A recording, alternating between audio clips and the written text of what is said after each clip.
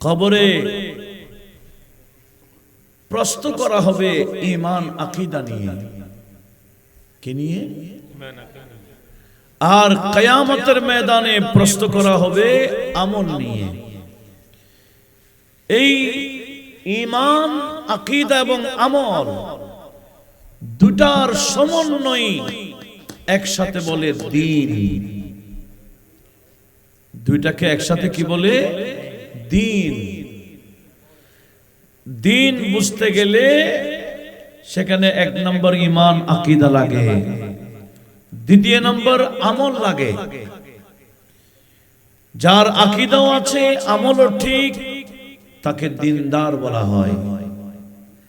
আর যার আকীদা নাই এমনি আমল আছে তাকেও দ্বীনদার বলা যাবে না। আর একটা মাল্টি পাওয়া যাবে না অন্য দিক থেকে? দাও না। হ্যাঁ ঠিক আছে, বিকল্প একটা ব্যবস্থা করো।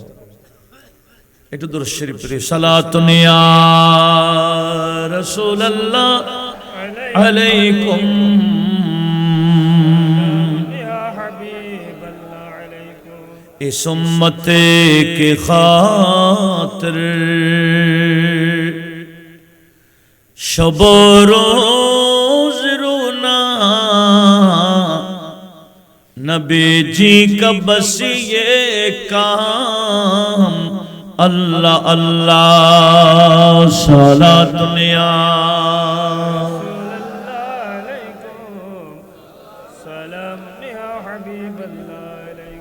আমার কথাগুলো একটু লক্ষ্য করার জন্য অনুরোধ করছি। এমন ভাবে আমরা শুনব যাতে অপরকে বোঝাইতে পারি। বলি ইনশাআল্লাহ। আমরা এখান থেকে কিছু নিয়ে যেতে হবে।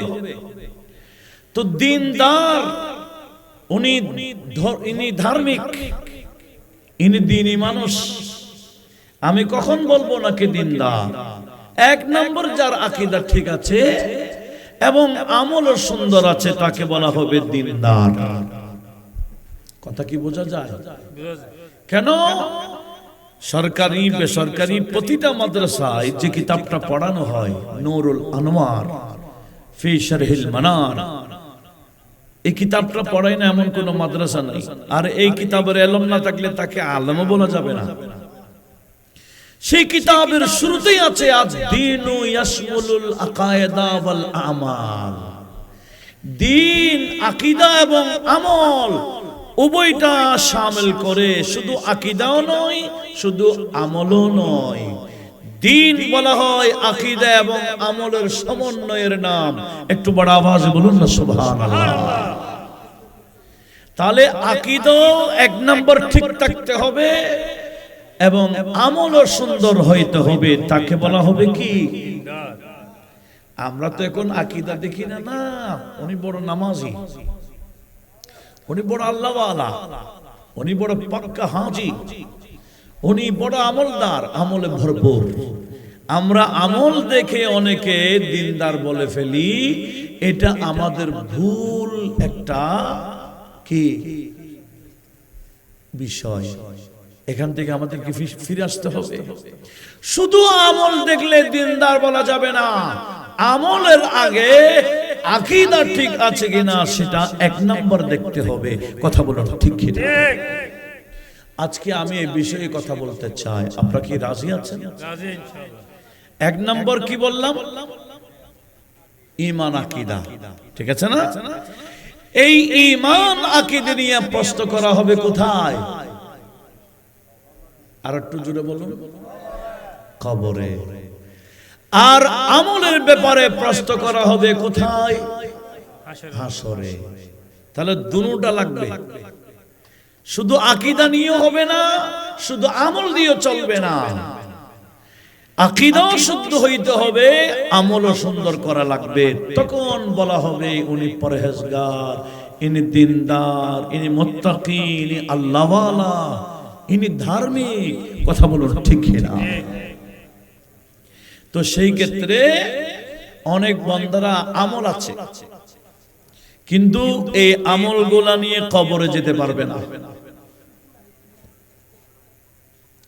আমল দিয়ে কবরে যেতে পারবে না।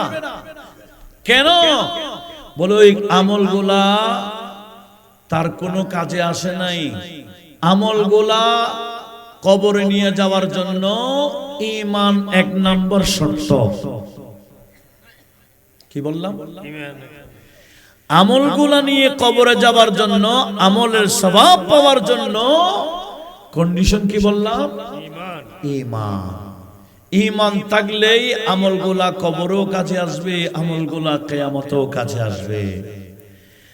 আর যদি ঈমান শুদ্ধ না থাকে, ওই বান্দা ঈমান যদি শুদ্ধ না হয়, আকীদা যদি বিশুদ্ধ না হয়, এই আমল করবে ঠিক, একটা সওয়াবও তার আমলনামায় অ্যাড হবে না, যোগ হবে না। ওই আমল বান্দার কোনো লাভ হবে না। সেজন্য আমার আল্লাহ কোরআন শরীফে সূরাতুল মুহাম্মাদে 32-33 নম্বর আয়াতের দিকে আমাদেরকে সতর্কবাণী দিয়েছেন। আপনাদের মনোযোগ নাই মনে হয়, আছে? কোন সূরা থেকে বলছিলাম? এই দেখছেন, আমি যেগুলা বলবো বলছিলাম এগুলা ধারণ করার জন্য। সূরা মুহাম্মদ, সূরা মুহাম্মদ একটা আছে না? আমাদের নবীর নামে একটা কি আছে? সূরা আছে। এই সূরা মুহাম্মাদের মধ্যেও 32 বা 33 ওদিকে আয়াতটি আছে। আমার আল্লাহ ঈমানদারকে ডাক দিয়ে বললেন, আউযু বিল্লাহি মিনাশ শাইতানির রাজীম, ইয়া আইয়ুহাল্লাযীনা আমানু আতিউল্লাহ ওয়া আতিউর রাসূল ওয়া লা তুবতিলু আমালাকুম। রব্বুল আলামিন ঈমানদারকে ডাক দিয়ে বললেন, এই যারা ঈমান এনেছো, এক নাম্বার আমি আল্লাহর আদেশ নিষেধ মেনে চলো। দ্বিতীয় নাম্বার আমার বন্ধু নবীর আদেশ নিষেধ মেনে চলো। ওয়ালা তুবতিলু আমালাকুম, তোমরা যা আমল করো বাতিল করে ফেলিও না। কি বলছেন? আমার আদেশ নিষেধ মেনে চলো, আমার বন্ধু রাসূলের আদেশ নিষেধ মেনে চলো। আমি আমার বন্ধুর আদেশ মানতে গিয়ে আমল তো করবা, তবে আমলগুলা বাতিল করে ফেলিও না। কে বলছেন? আল্লাহ। ওই বি খাল্লা দিও দিন।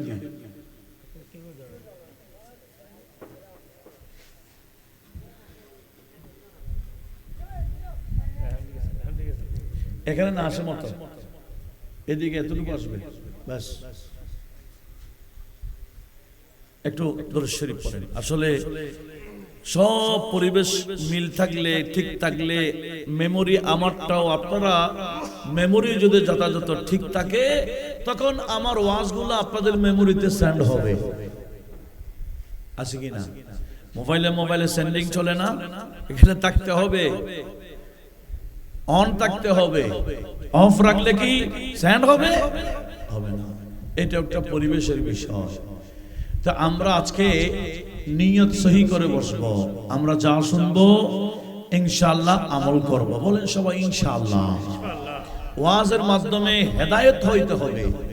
কারো কোনো ভুল তথ্য থাকলে, কোরআন সুন্নাহর সঠিক সমাধান আমরা পেলে, আমাদের থেকে ভুল যদি আমাদের মেমোরিতে থাকে, এটাকে আমরা ডিলিট করে দেব। কথা বলুন ঠিক কিনা? তবে এটার নাম হবে কি? তখন হেদায়েত। আমরা অনেকে অনেক কিছু বলে ফেলি, অনেক আকীদা রেখে ফেলি। কেন? না জানার কারণে।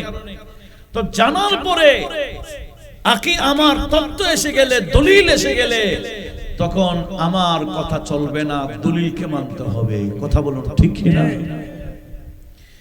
আমাদের দেশে অনেক বান্দারা হাজারো দলিল দিলে মানে না, হাজারো দলিল দিলে মানে না। তার নাম ইবলিস। তার নাম কি? ইবলিসকে একটা দুইটা না 100 দলিল দিল, সে মানে না। যে মানে না তার সামনে দলিল দেওয়া বেকার। কথা বলুন ঠিক কিনা? আর যে মানবে তার জন্য একটা দলিলই যথেষ্ট, একটা দলিলই যথেষ্ট ইমানদারের জন্য। কথা বলুন ঠিক কিনা? যেমন নাকি আমি আপনাদেরকে সহজে বুঝাই দিই। ইমামে কুরতুবী ওনার একটা কিতাব আছে আত-তাযকিরা বিআহওয়ালিল মাউত ওয়াল আখিরা। সেই কিতাবের মধ্যেও বর্ণনা আসছে ইমামে আহমদ বিন হাম্বল ইনি একদিক দিয়ে মাযহাবের ইমাম, আরেক দিক দিয়ে হাদিসের বড় ইমাম, যিনি ইমামে বুখারীর উস্তাদ। একটু জোরে বলুন মারহাবা। কে? ইমাম আহমদ বিন হাম্বল, যার মেমোরির মধ্যে কেউ বলছে 6 লক্ষ হাদিস মুখস্থ ছিল, আবার কেউ বলছে 10 লক্ষ হাদিস ওনার মুখস্থ ছিল। আচ্ছা 10 লক্ষ বাদ দিলাম, 6 লক্ষ হাদিস সনদ সহকারে সূত্র সহ 6 লক্ষ হাদিস যার ভিতরে ছিল, ওনার নাম ইমাম আহমদ বিন হাম্বল, যার সামনে ইমাম বুখারী দুজানু হয়ে বসে হাদিস শুনতেন। একটু জোরে বলুন সুবহানাল্লাহ। সেই ইমাম আহমদ বিন হাম্বল একটা জানাজাতে গেলেন। আমাদের দেশেও জানাজায় আমরা যাই না, এক বিশাল হুজুর গেছেন ইমাম আহমদ বিন হাম্বল, জানাজা হয়ে গেল। ওই বান্দার কবরও ঢুকাই দেওয়া হলো। কবরের থেকে সবাই চলে আসার পরে একজন দরিরুল আইন, চোখে কম দেখে, এক মুরব্বী টাইপের মানুষ, যাকে মাত্র দাফন করা হয়েছে, ওনার কবরের পারে দাঁড়িয়ে কোরআনে পাকের তেলাওয়াত করছিলেন। জোরে বলুন সুবহানাল্লাহ। কোথায় তেলাওয়াত? কবরের উপর নয়, কবরের উপর তেলাওয়াত করা হারাম। কোন কবরের উপর বসা যাবে না, শোয়া যাবে না, হাঁটা যাবে না, বসতে হবে কবরের পারে বা পাশে। এই দরিরুল আইন চোখে কম দেখে বান্দা ওনার কবরের পারে কোরআনে পাক তেলাওয়াত করতে ইমাম আহমদ বিন হাম্বল দেখে বলে ওনাকে সরাও, বেদাত কাজ করছে। কি কাজ? এই বেদাত করছে, সরাও। এত বড় হুজুর যখন বেদাত বলছে, আর কেউ দাঁত বলার সুযোগ আছে? হ্যাঁ। আর বাকিরা ওনাকে নিয়ে চলে সরা দিলেন। তো একজন বান্দা ইমাম আহমদ বিন হাম্বলকে সালাম দিয়ে বলছে, হুজুর আমি একটা সনদ বলি, এই সনদটা সহি আছে কিনা আমাকে বলুন। তখন উনি সনদ বলছেন, কার থেকে হাদিসটা বর্ণনা করেছেন, এর রাবিগুলোর নাম নিয়েছেন। বলছেন হুজুর এই সনদের যত রাবি আছে, বর্ণনাকারী আছে, সবাই কি শেখা আছে, মজবুত আছে তো? বলে হ্যাঁ। তুমি যে সনদ গোলাপ তেলাওয়াত করেছো, এই সনদের প্রত্যেকটা বর্ণনাকারী মজবুত, একজনও দুর্বল নাই। তখন ওই বান্দা বললেন, হুজুর আমি যে সনদ আপনার সামনে তেলাওয়াত করলাম, যে সনদ মজবুত, ওই সনদে হাদিস পাওয়া গেলে এটাকে সহিহ হাদিস বলা যাবে। এই সনদে আমি একটা হাদিস পেয়েছি, সেটি হলো আব্দুল্লাহ ইবনে ওমর রাদিয়াল্লাহু তাআলা আনহুমা ওসিয়ত করেছেন, মারা যাওয়ার আগে, আমি মারা গেলে আমার কবরের পারে সূরা বাকারার শুরু থেকে কিছু তেলাওয়াত করবা, আবার সূরা বাকারার শেষে 5টি আয়াত আমার কবরের পারে তোমরা পড়িও। জোরে বলুন সুবহানাল্লাহ। কি বলেছেন? সূরা বাকারার মুফলিহুন পর্যন্ত শুরুতে, আবার ওদিকে লাস্টের কি 5টি আয়াত পড়ার জন্য ওসিয়ত করেছেন। কোন জায়গায় গিয়ে পড়বে? কবরের পারে। কোথায়? কবরের পারে। তাহলে কবরের পারে কোরআন শরীফ পড়ার জন্য একজন সাহাবী, যিনি ফারুক আজমের ছেলে, নবীজিরও সাহাবী, ইনি ওসিয়ত করেছেন কবরের পারে কোরআন শরীফ তেলাওয়াত করার জন্য। এই কথা বলতেই হযরত ইমাম আহমদ বিন ওই কথাটা, এই কাজটাতে কি বলেছিলেন? আপনাদের মনোযোগ লাগবে। কবরের পারে কোরআন শরীফ পড়া কি উনি কি ফতোয়া দিছিলেন? ওনার সামনে একটা হাদিস এসে গেছে। কি হাদিস?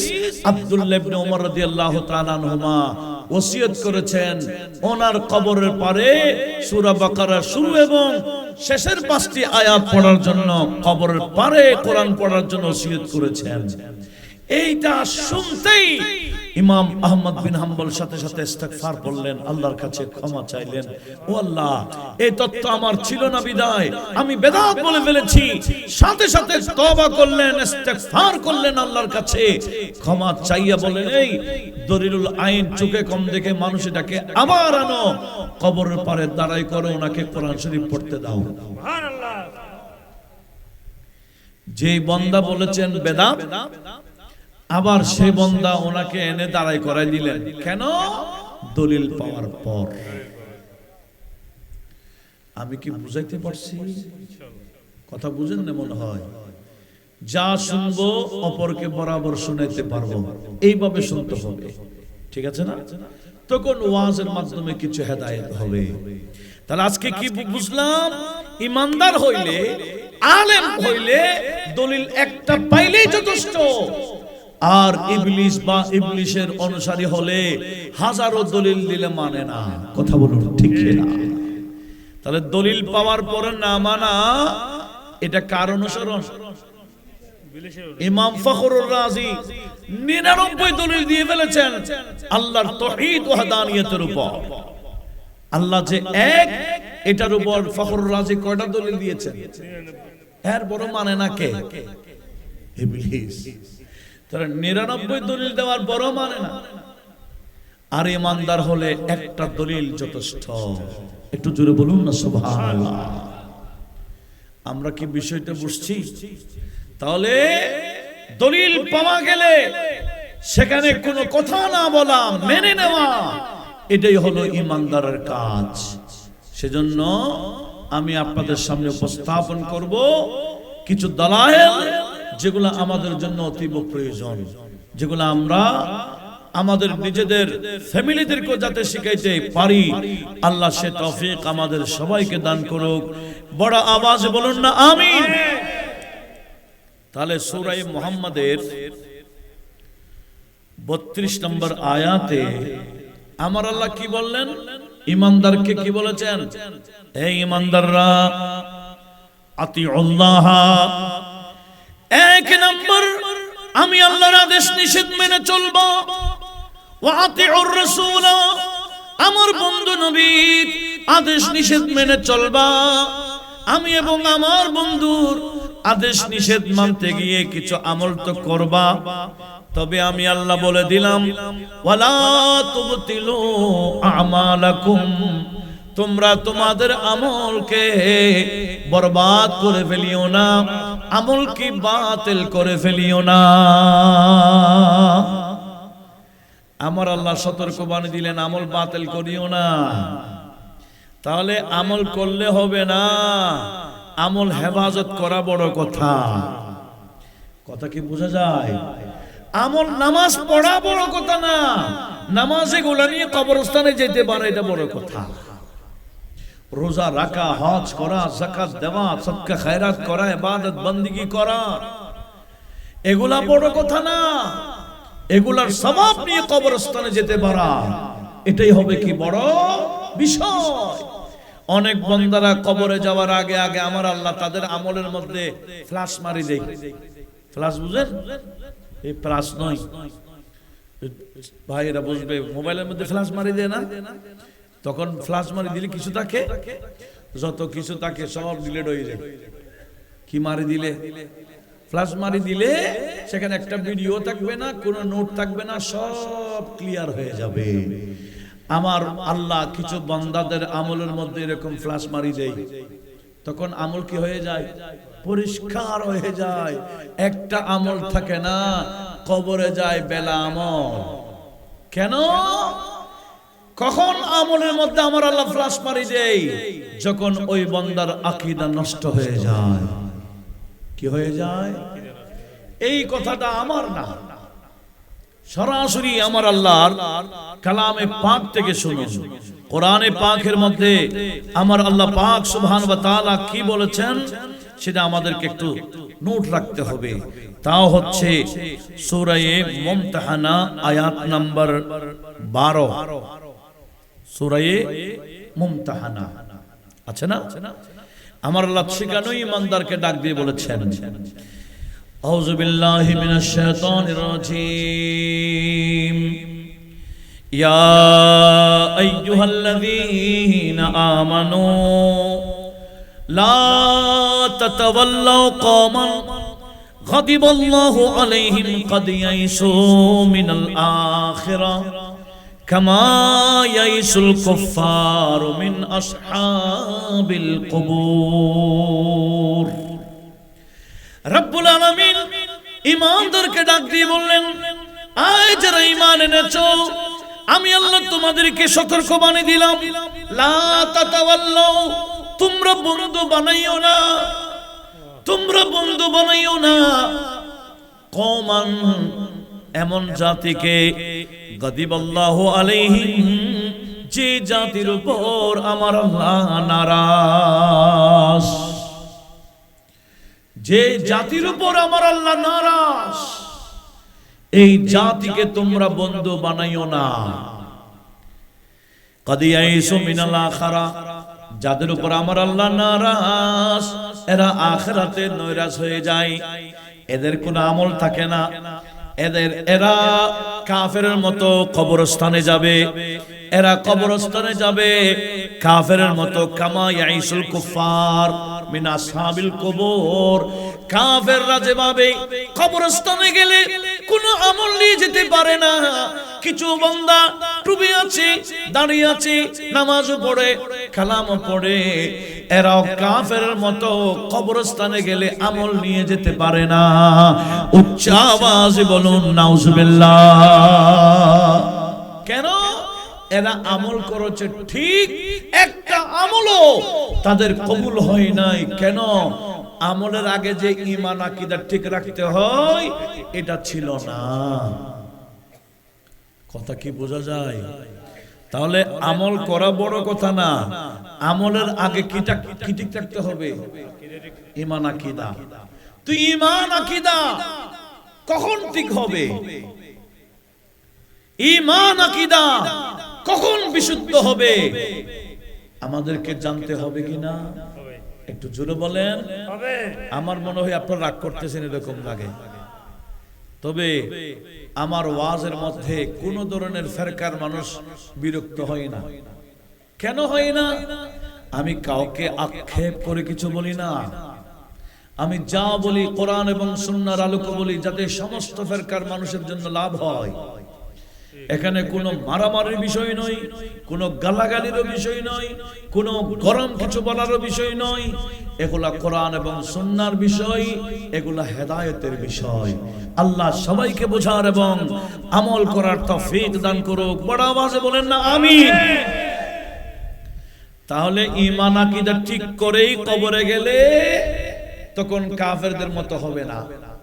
আর ঈমান আকীদা ঠিক ছাড়া যদি কবরস্থানে চলে যায়, এরা কি রকম? কামা ইয়াইসুল কুফার মিন আসহাবিল কুবুর হয়ে যাবে। যেভাবে আসহাবে কুবুর যারা কাফের হয়ে যারা কবরস্থানে যায়, যেভাবে ইহুদি কবরস্থানে গেলে, নসরা কবরস্থানে গেলে এরা কাফের, এদের কবরের ভিতরে কোনো আমল থাকবে না। ঠিক কিছু মুসলমানদেরও বেলা আমল হয়ে যাবে কাফেরদের মতো। কেন? ঈমান আকীদা ঠিক ছিল না। ঈমান আকীদা কিভাবে ঠিক হবে, এটা আমাদের প্রশ্ন। এবার উত্তরটা একটু শুনি। কখন আমার ঈমান শুদ্ধ হবে জানতে হবে না? এটা জানার জন্য সূরা বাকারা 137 নম্বর আয়াতটা কোট দিলাম, আপনারা নোট রাখেন। কোন সূরা বললাম? সূরা বাকারা 137 নম্বর আয়াত। এই আয়াতের মধ্যে কি আছে? এখানে আমার আল্লাহ বললেন, এ আমার বন্ধুর সাহাবারা, আমি আল্লাহ তোমাদেরকে সম্বোধন করে বললাম, ফাইন আমানু, বিমিসলি মা আমানতুম বিহি ফাকাদ ইহতাদাও। হে আমার বন্ধুর সাহাবীগণ, তোমরা যেভাবে ঈমান এনেছো, তোমাদের অনুসরণে যারাই ঈমান আনবে, আমি আল্লাহ বলে দিলাম, তোমরা সাহাবী কেরাম, নবীর সাহাবীগণ যেভাবে হেদায়েতের উপর আছো, তোমরা সাহাবাই কেরামকে যারা অনুসরণ করবে, কিয়ামত পর্যন্ত যারা তোমাদের অনুসরণে চলবে, অনুসরণে আকীদা রাখবে, আমল করবে, আমি আল্লাহ বলে দিলাম এরও হেদায়েত পেয়ে যাবে। জোরে বলুন, আর একটু জোরে বলুন। তত্ত্ব পেয়ে গেছি কোরআন শরীফ থেকে। ঈমান আনতে হবে সাহাবীর মতো, আমল করতে হবে সাহাবাই কেরামের মতো। এবার এই তত্ত্বের আলোকে আমি আমার নবীজির সাহাবাই কেরামের আকীদা আপনাদের সামনে উপস্থাপন করব। এই আকীদার সাথে যাদের মিলবে, এরা হবে আমল নিয়ে কবরস্থানে যেতে পারবে। আর সাহাবাই কেরামের আকীদার উপর যারা থাকবে না, এরা আমলের সওয়াব নিয়ে কবরস্থানে যেতে পারবে না, কাফেরদের মতো কবরস্থানে যাবে। কথা কি বোঝা যায় না বিরক্ত লাগে? হ্যাঁ, এখন তো কোরআন সুন্নাহর ওয়াজ মানুষ শুনে না। এখন মানুষ শুনে কি হাসাহাসি, ঠাট্টা, গালাগালি, লাফালাফি। এখন ওয়াজের ময়দানকে একেবারে শেষ করে দিয়েছে। ভালো আলেমের দাওয়াত দেয় না মানুষ। দুনিয়ার জাহেল জোহালারা মাঠ দখল করে ফেলেছে। একটু ভাইরাল হইলে হয়। কয় মিনিটের ভাইরাল? 3 বা 5 মিনিট। 5 মিনিট আলোচনা, 3 মিনিটের আলোচনা, যে সুন্দর ওয়াজ। আলেম কিনা দেখে নাই। এইরকম আলেম নিয়ে বক্তা সাজাইলেন। এগুলা করতে করতে আহলে সুন্নাত ওয়াল জামাতের মাঠটাকে দুর্বল করে দিয়েছেন। এখনো আহলে সুন্নাত ওয়াল জামাত সবল টাকা দিয়ে নয়, এলম দিয়ে। এখনো এলমের মজবুতে সুন্নি জামাত মজবুত আছে। একটু বড় আওয়াজে বলুন মারহাবা। তো কি বলতে চাচ্ছিলাম একটু লক্ষ্য করুন। এই সমস্ত জাহেলরা বক্তা যখন আমরা আনি, শিক্ষিত সমাজকে আমরা শ্রোতা হিসেবে পাই না। শিক্ষিতরা আমাদের এই বক্তব্যকে গুরুত্ব দেয় না। কোরআন এবং সুন্নাহর যখন আলোচনা হবে, সবাই এই বক্তব্যগুলোকে গুরুত্ব দেওয়া দরকার। কথা বলুন ঠিক কিনা? আসুন এবার শুনি কি সাহাবীদের অনুসরণে আকীদা আনলে এটাই হবে বাস্তবতা, এটাই হবে যথাযথ, এটাই হবে আমল সহ কবরস্থানে যাওয়ার বড় মাধ্যম। এবার আসুন সাহাবায়ে কেরামের আকীদা কি। গোটা বিশ্বের মধ্যে 2টা আকীদা বিদ্যমান। কয়টা? একটার নাম আকায়েদে সাহাবী, একটার নাম কি বললাম? সাহাবীদের আকীদা। আরেকটার নাম হলো আকায়েদে ইহুদি। কার? ইহুদির আকীদা। 2টা আকীদা বিদ্যমান। সাহাবায়ে কেরামের আকীদায় যারা আছে এদেরকে আহলে সুন্নাহ বলা হয়, আর ইহুদি আকীদায় যারা আছে এদেরকে আকায়েদে বিদআ বলা হয়। এটার নাম আহলে বিদআ। এটার নাম কি? আহলে বিদআ, বেদাতি দল। ইহুদিদের অনুসরণ করে সমস্ত বাতিল ফিরকার প্রতিষ্ঠাতা কিন্তু ইহুদি। খারজি ইহুদি প্রতিষ্ঠাতা, শিয়া ইহুদি প্রতিষ্ঠাতা, মুতাজিলা ইহুদি প্রতিষ্ঠাতা। এইভাবে সেই থেকে পর্যন্ত যত বাতিল ফিরকা হয়েছিল, সমস্ত বাতিলদের মূল প্রতিষ্ঠাতার নাম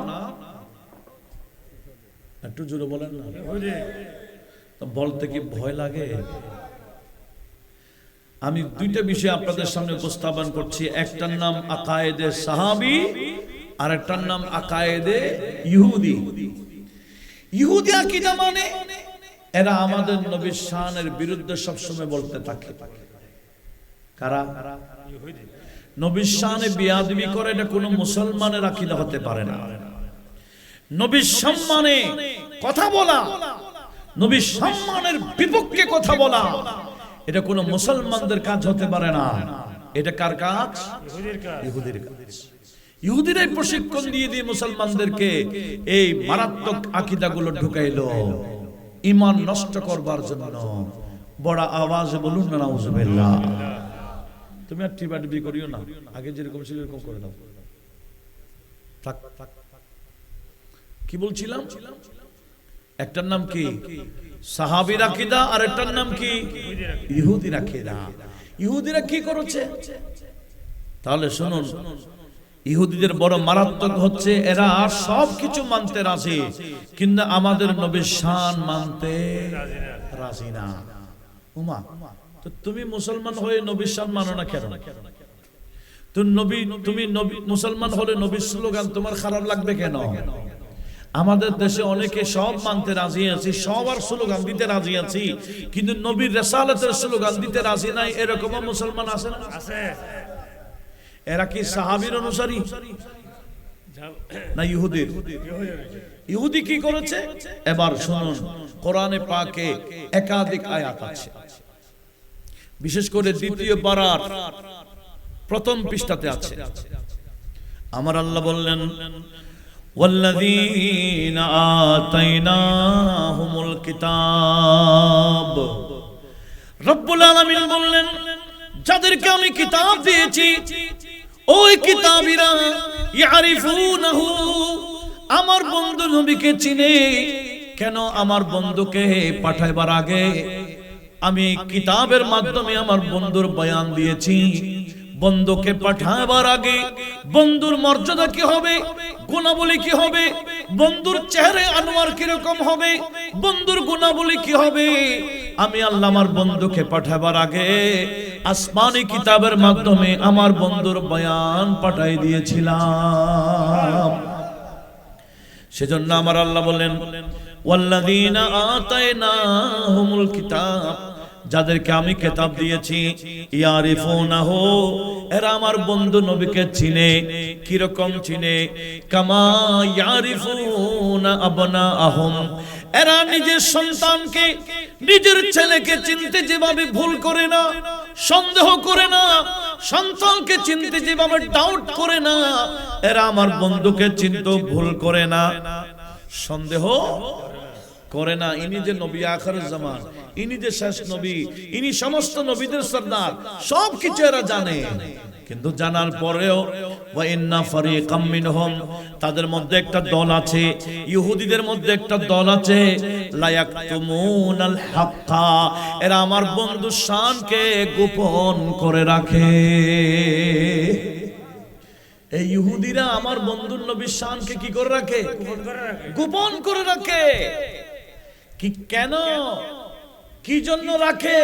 বলে ওহুম ইয়ালামুন, জেনে শুনে এরা আমার বন্ধুর শানকে জানে, মানকে জানে, মর্যাদা জানে, সবকিছু জানে। জানার পরে আমার বন্ধুর শানগুলোকে হিংসা করে, বিদ্বেষ করে, গোপন করে রাখে। নবীর শানকে গোপন করে রাখা, এটাই হলো ইহুদি খাসলত। এটা কার খাসলত? ইহুদিদের কাজ। কথা বোঝা গেছে? তাহলে আমাদের দেশেও যারা নবীর শানকে গোপন করতে চায়, নবীর শান মানে না, সব মানে, বলে এতবার জিকির করো, সুবহানাল্লাহ বলো, আলহামদুলিল্লাহ বলো, আল্লাহু আকবার বলো, এই তাসবিহ পড়ো, এই সওয়াব, এটা পড়ো, এটা সওয়াব, এবং সব করতে পারবে যদি বলে একটু দাঁড়িয়ে নবীকে সালাম দাও। বলে আমি সব ইবাদত করতে পারবো, কিন্তু দাঁড়িয়ে নবীকে সালাম দিতে পারবো না। সব করতে পারি, নবীকে সালাম দেওয়ার জন্য প্রস্তুত না। এরকম মুসলমান নাই? আছে। এরা কি সাহাবীর অনুসারী না ইহুদির অনুসারী? অথচ সাহাবীদের অনুসারী কারা? সাহাবারা কি করতেন? মুসনাদে বাজ্জারে সহিহ সনদে হাদিস আসছে। সেটা কি? সাহাবায়ে কেরাম হুজুরের হুজরার আশেপাশে বসে থাকতেন এবং অপেক্ষায় থাকতেন কখন নবীজি হুজরে পাক থেকে বের হবেন। নবীজি বের হওয়ার জন্য সাহাবায়ে কেরাম অপেক্ষা থাকতেন। আর আমাদের নবী যখন এই হুজরে পাক থেকে বের হতেন, একজন সাহাবীও বসে থাকতেন না, সমস্ত সাহাবীরা আগে কিয়াম করতেন। আগে কি করতেন?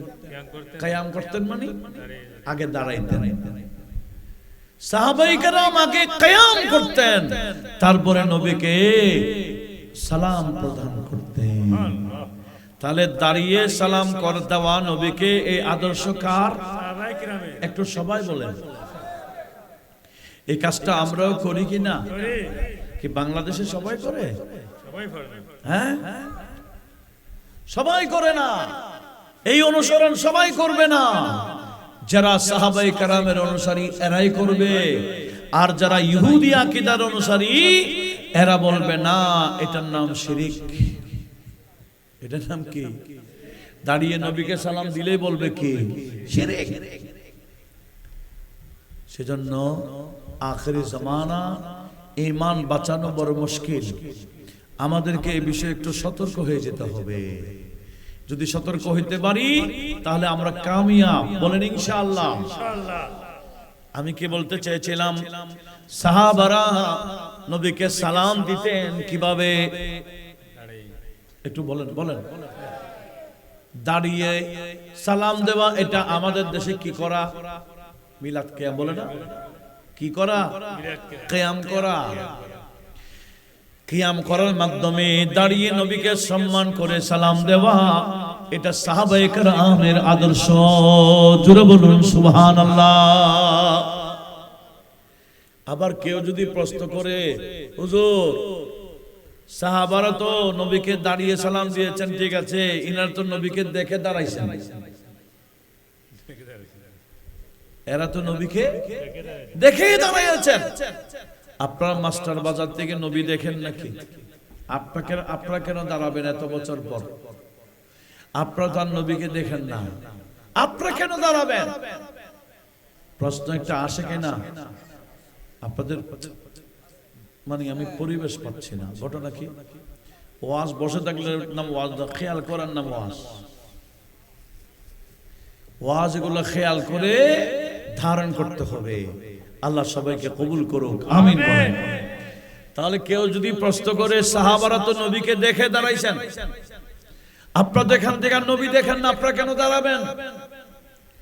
এই প্রশ্ন যারা করবে তাদের উত্তরটা জেনে রাখার দরকার আছে কিনা বলেন? তো আমরা বলবো, ভাই যাকে সম্মান করতে হয় সম্মান করার জন্য দেখা লাগে না। কি বললাম? যাকে সম্মান করা কি কর্তব্য, দায়িত্ব, একে সম্মান করার জন্য কি লাগে না? দেখা লাগে না। যেমন আমার নবীজি বললেন, ইদা আতাইতুমুল গায়াতা ফালা তাস্তাকবিলুল কিবলাতা ওয়ালা তাস্তাকবিরুহা। নবীজি বলেন, উম্মত তোমরা ওয়াশরুমে গেলে, টয়লেটে গেলে, তোমরা কাবার দিকে মুখ করিও না, কাবাকে পিঠও দিও না। তুমি যেখানে থাকো না কেন সেখান থেকে আল্লাহর ঘর খানে কাবাকে সম্মান করো। জোরে বলুন সুবহানাল্লাহ।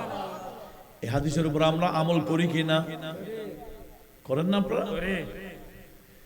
আমরা প্রস্রাব পায়খানা করার সময় কাবার দিকে মুখ করি না, কাবার দিকে পিঠও দিই না। কেন? নবীজি বললেন, তুমি যেখানে থাকো না কেন সেখান থেকে আল্লাহর ঘর খানে কাবাকে সম্মান করা লাগবে। জোরে বলুন সুবহানাল্লাহ। তাহলে বুঝে গেল, খানে কাবাকে আমরা যে সম্মান করি, খানে কাবাকে না দেখলেও করি। খানে কাবাকে না দেখলেও করি। কেন? খানে কাবা মানে যাকে সম্মান করতে হয়। তো যাকে সম্মান করতে হয় তাকে না দেখলেও করি। তো কাবাকে না দেখলেও সম্মান করার বিষয় আসছে, তো নবীকে সম্মান করার জন্য দেখার প্রশ্ন আসবে কেন? আমাদের নবীর সম্মান কি কাবার থেকে কম? একটু জোরে বলেন। আমাদের নবীর সম্মান কি কাবার থেকে কম না বেশি? তো কাবাকে যদি না দেখলেও সম্মান করতে হয়, তো যার সম্মান কোনো তুলনা চলে না, ওই নবীকে সম্মান করার জন্য দেখার প্রশ্ন আসবে কেন? কথা বোঝা গেছে? এজন্য আমাদের নবী বলেছেন, কি বলেছেন? বাইতুল্লাহকে আমার নবী যখন বিজয় করলেন, অষ্টম হিজরিতে মফাতে মক্কা হয়েছে, কাবা শরীফের ভিতরে 360টি মূর্তি ছিল, এগুলাকে নবীজি পরিষ্কার করাইলেন। কাবাকে পরিষ্কার করবার পর নবীজি কাবাকে সম্বোধন করে বললেন, ইয়া বাইতুল্লাহ ইন্না হুরমাতাল মুমিনি আযামু মিনকা হুরমাতান। এ কাবা, তোমার দিকে মুখ না করলে নামাজ হয় না, তোমার চতুর্দিকে না ঘুরলেই উমরা হয় না, হজ হয় না, তাওয়াফ হয় না, তোমার দিকে থুতু ফেলা যায় না, পায়খানা প্রস্রাব করা যায় না। তুমি কাবার অনেক সম্মান, তবে আমি নবী বলে দিলাম, যার ভিতরে ঈমান আছে, একজন ঈমানদারের সম্মান তুমি বাইতুল্লাহ থেকে অনেক গুণ বেশি। তুমি বাইতুল্লাহর সম্মান এর চেয়েও একজন ঈমানদারের সম্মান। যদি একজন ঈমানদারের সম্মান বাইতুল্লাহ থেকে বেশি হয়, সেখানে নবীর সম্মান তুলনা আছে আর তাহলে বাইতুল্লাহ থেকেও ঈমানদারের সম্মান বেশি। সেজন্য বড় পীর শেখ আব্দুল কাদের জিলানী উনি কি বলেছেন জানেন? উনি ওনার কসিদাতে লিখে দিয়েছেন, কি বললেন? ওয়া কুল্লু কুতুবিন ইয়াতুফু বিল বাইতি সাবআন আনাল বাইতু তায়েফুন বিখায়ামি। আসসালাম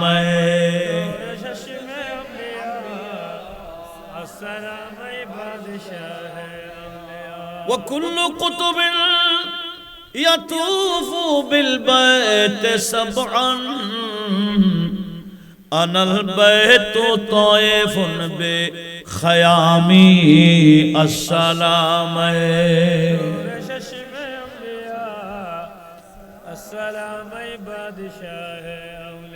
তরিকত পন্ডিতদের জন্য আজকে রাত, কোন রাত বলেন তো? আজকে 11 শরীফের রাত, গুরুত্বপূর্ণ রাত মানে কি? আজকে তরিকত পন্থীদের জন্য 11 শরীফের রাত, গৌসে পাকের ফাতিহার রাত। একটু জোরে বলুন মারহাবা। তো আমরা গৌসে পাককে সালাম দেওয়ার সুযোগ হয়ে গেছে। গৌসে পাকের কসিদাতে কি বলেছেন? এটা যা আরবিতে বলেছেন বুঝেন নাই, আমার আলা হযরত একটু তরজমা করে দিচ্ছেন, এটা বুঝেন কিনা দেখেন।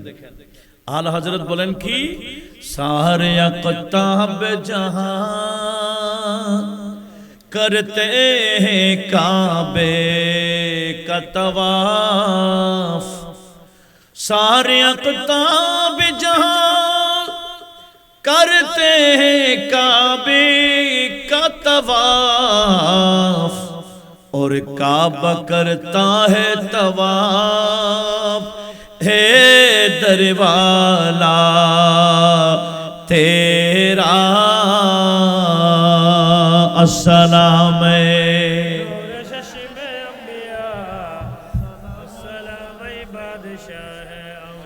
सारे अक़ताब जहां करते हैं काबे का तवाफ, काबा करता है तवाफ, है दरवाला तेरा। अस्सलाम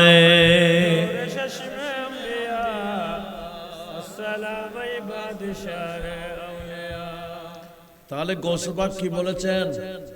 বলে দুনিয়ার কুতুবরা ওলিরা কাবা গিয়ে তাওয়াফ করে, আর আমি আব্দুল কাদের জিলানী যে ঘরে থাকি, যে তাবুতে থাকি, কাবা এসে আমার চতুর্দিকে ঘুরে। সুবহানাল্লাহ।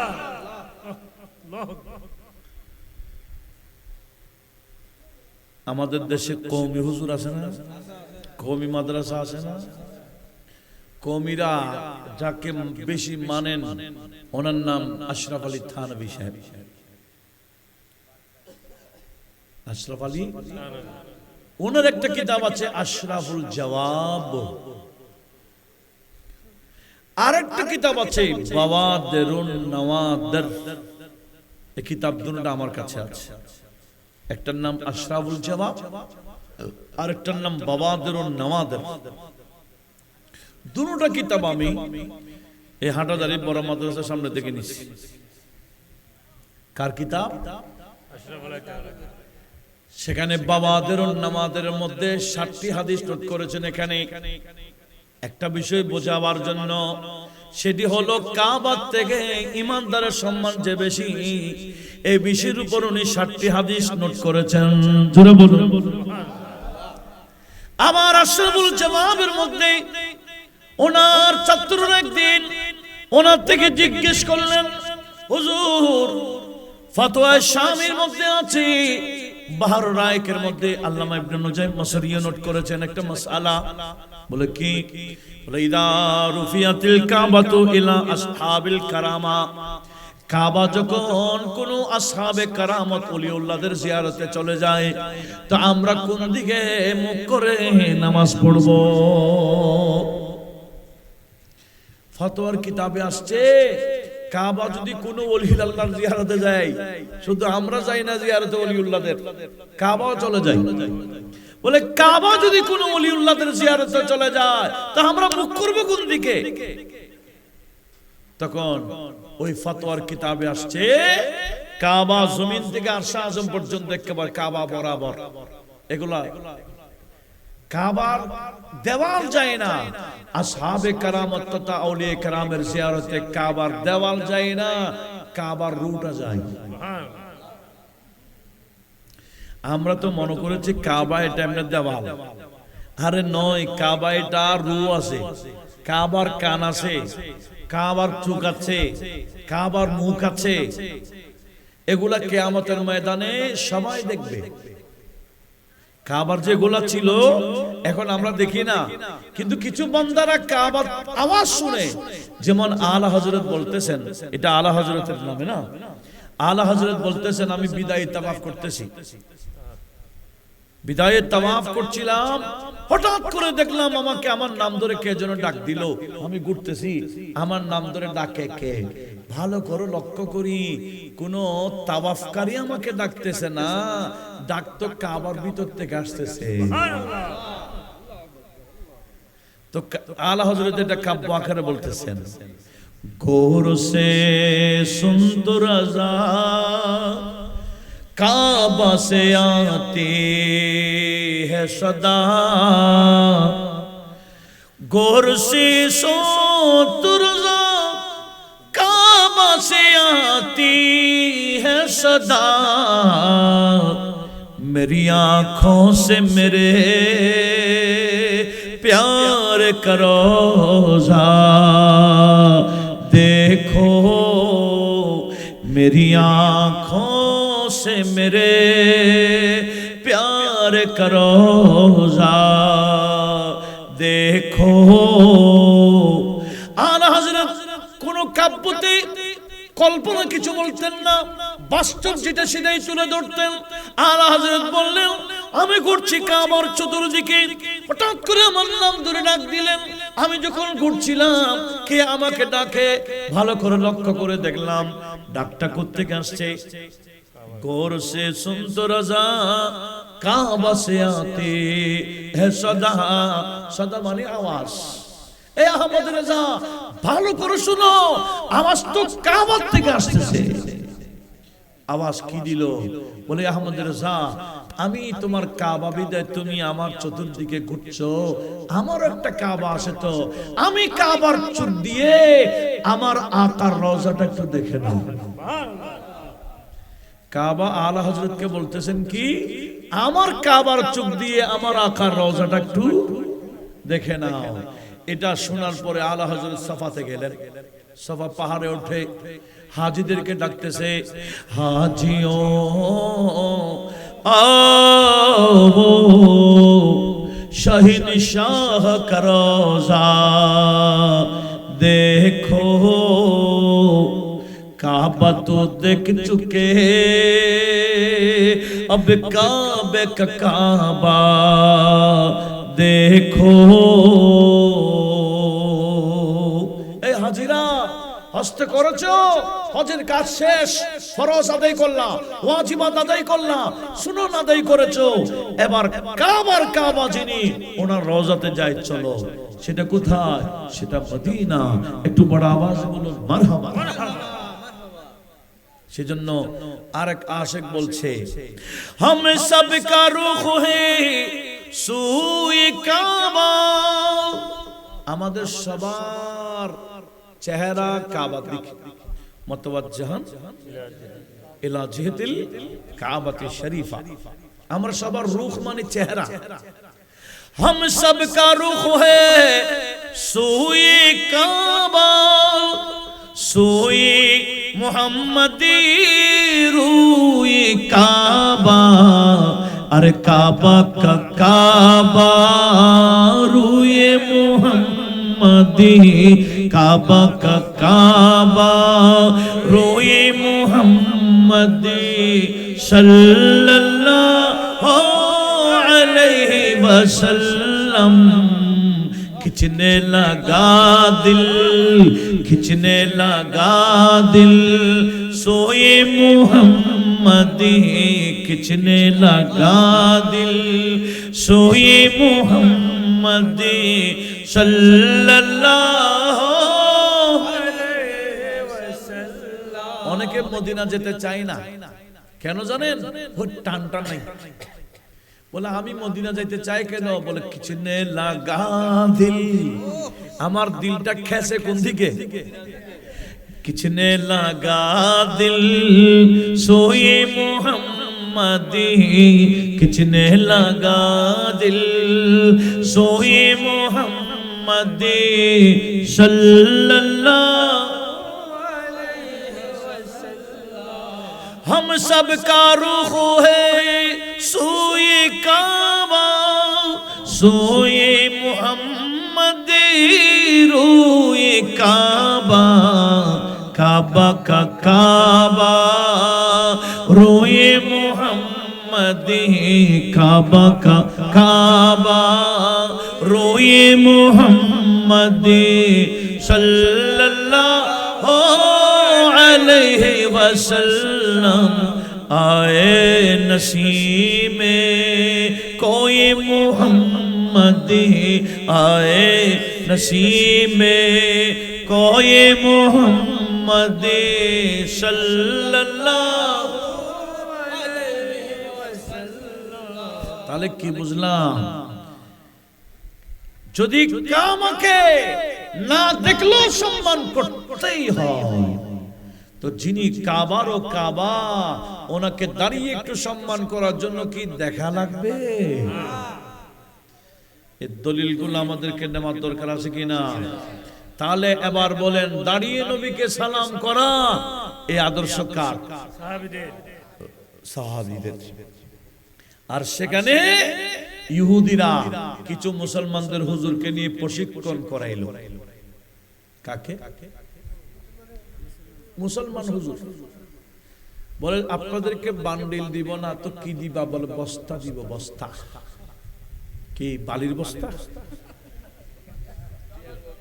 হ্যাঁ হ্যাঁ, ডলার রিয়ালের বস্তা দিব। ঠিক আছে না? বলে কি জন্য? বলে একটাই কাজ করতে হবে, আমাদের এজেন্ডা বাস্তবায়ন করতে হবে। আমরা ইহুদিদের এজেন্ডা বাস্তবায়ন করার জন্য টাকা আমরা দিব, মাদ্রাসা তোমরা করিবা। টাকা আমরা দিব, মসজিদ তোমরা বানাইবা। তোমরাই মসজিদের খতিব, তোমরাই মাদ্রাসার টিচার। তবে এজেন্ডা আমাদের বাস্তবায়ন করাইতে হবে। এজেন্ডা তোমাদের কি? বলে আমাদের এজেন্ডা বেশি না, দুইটা। কয়টা? দুইটা। ইহুদিদের এজেন্ডা কয়টা? এক নম্বর এজেন্ডা, নবীকে সম্মান করে কিছু করতে দেখলে শিরিক বলতে হবে। নবীজির সম্মানে কিছু করতে গেলে শিরিকের ফতোয়া দেওয়া লাগবে। এটা এক নম্বর এজেন্ডা। দুই নম্বর এজেন্ডা কি? বলে নবীর মহব্বতে কিছু করতে দেখলে বেদাত বলতে হবে। এমনি আমাদের দেশে পতাকার অভাব নেই। আর্জেন্টিনার পতাকা, ব্রাজিলের পতাকা, ফ্রান্স, ইতালির পতাকার অভাব নেই। সব পতাকা চলবে, সমস্যা নাই। সমস্যা কোথায়? নবীর শানে কোনো পতাকা ওড়ানো যাবে না, বেদাত। কোথায় ফতোয়া লাগাইলো? নবীর শানে পতাকা দেখলে বেদাত বেদাত চিল্লায়। এগুলা কি মুসলমানের ফতোয়া না ইহুদির? বের হচ্ছে কার মুখ দিয়ে? মুসলমানের মুখ দিয়ে। কেন? বান্ডিলের জন্য। কথা বলুন ঠিক কি না? আমার আলা হযরত বলে, নবীর শানের পতাকা তোরা জমিনওয়ালা, দেখলে আর কত দেখবি? জমিনে বসে নবীর শানের পতাকা কত দেখবি? আমার নবীর শানের পতাকা তো আমার আল্লাহ আরশে আযমে ওড়ায়। আলা হযরত বলেন, ফরশে वाले तेरी शौकत का उलू क्या जाने, फरशे वाले तेरी शौकत का उलू क्या जाने, खुसरोवा अर्श पे, खुसरोवा अर्श पे उड़ता है परीरा तेरा, वह काया जोद करम सलातनिया।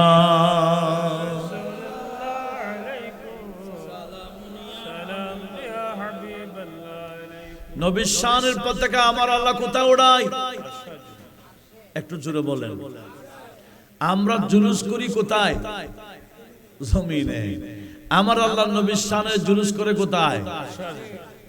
আলা হযরত সেটাও বলেছে, जिसको शाया है अर्शे खुदा पर जुलूस, जिसको शाया है अर्शे खुदा पर जुलूस, है वो सुल्तानी वाला हमारा नबी सबसे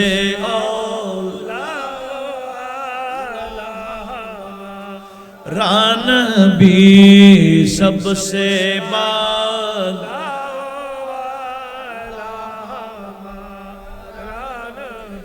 जिसको शाया है अर्श खुदा पर जुलूस, है वो सुल्तान वाला हमारा नबी सबसे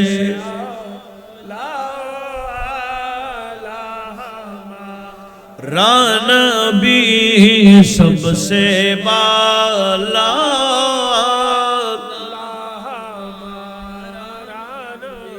তাহলে আমরা কি বুঝছি? সব জায়েজ, সব সমস্যা নাই। সমস্যা নবীর শানের পতাকা হইলে। কথা বলুন ঠিক নেই? এমনি বস আসছে, কিয়াম করার মধ্যে কোনো সমস্যা নেই। বস যদি বা ম্যাডাম হয় তবু কিয়াম করার মধ্যে আপত্তি নাই। আপত্তি শুধু নবীর শানে কিয়াম করা। কেন?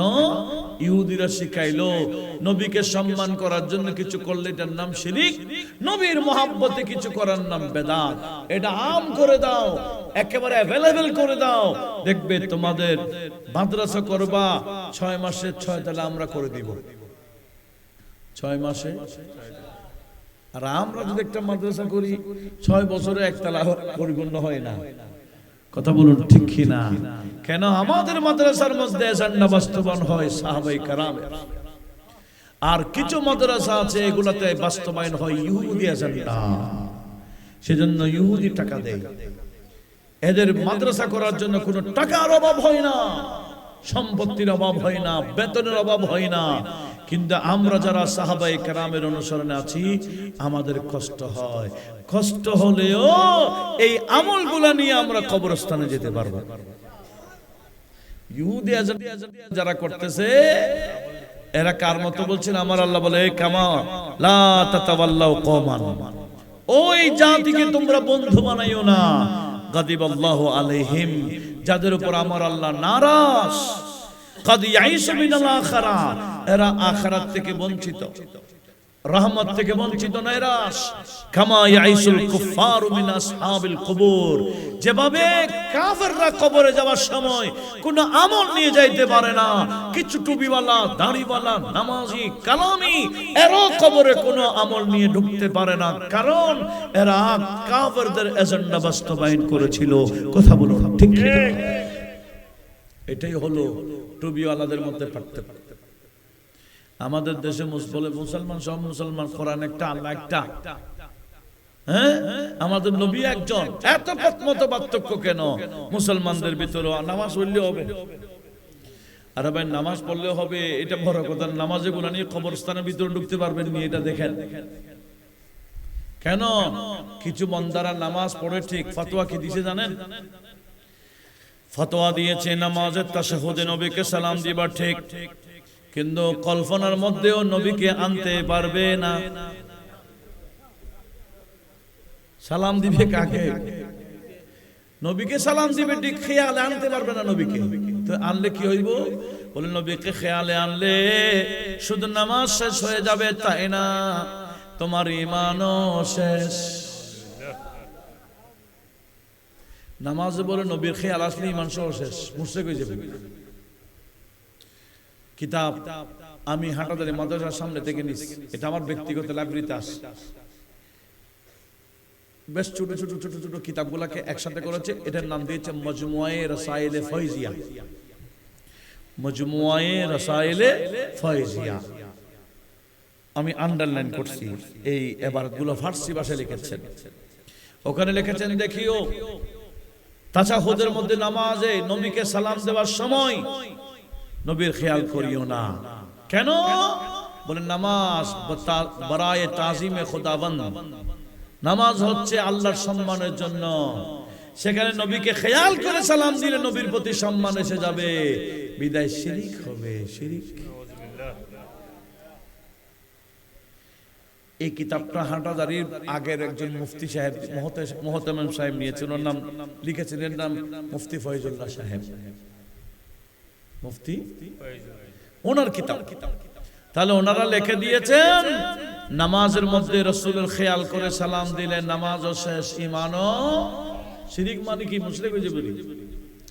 আর সাহাবায়ে কেরামের আকীদা কি একটু জানার দরকার আছে নি?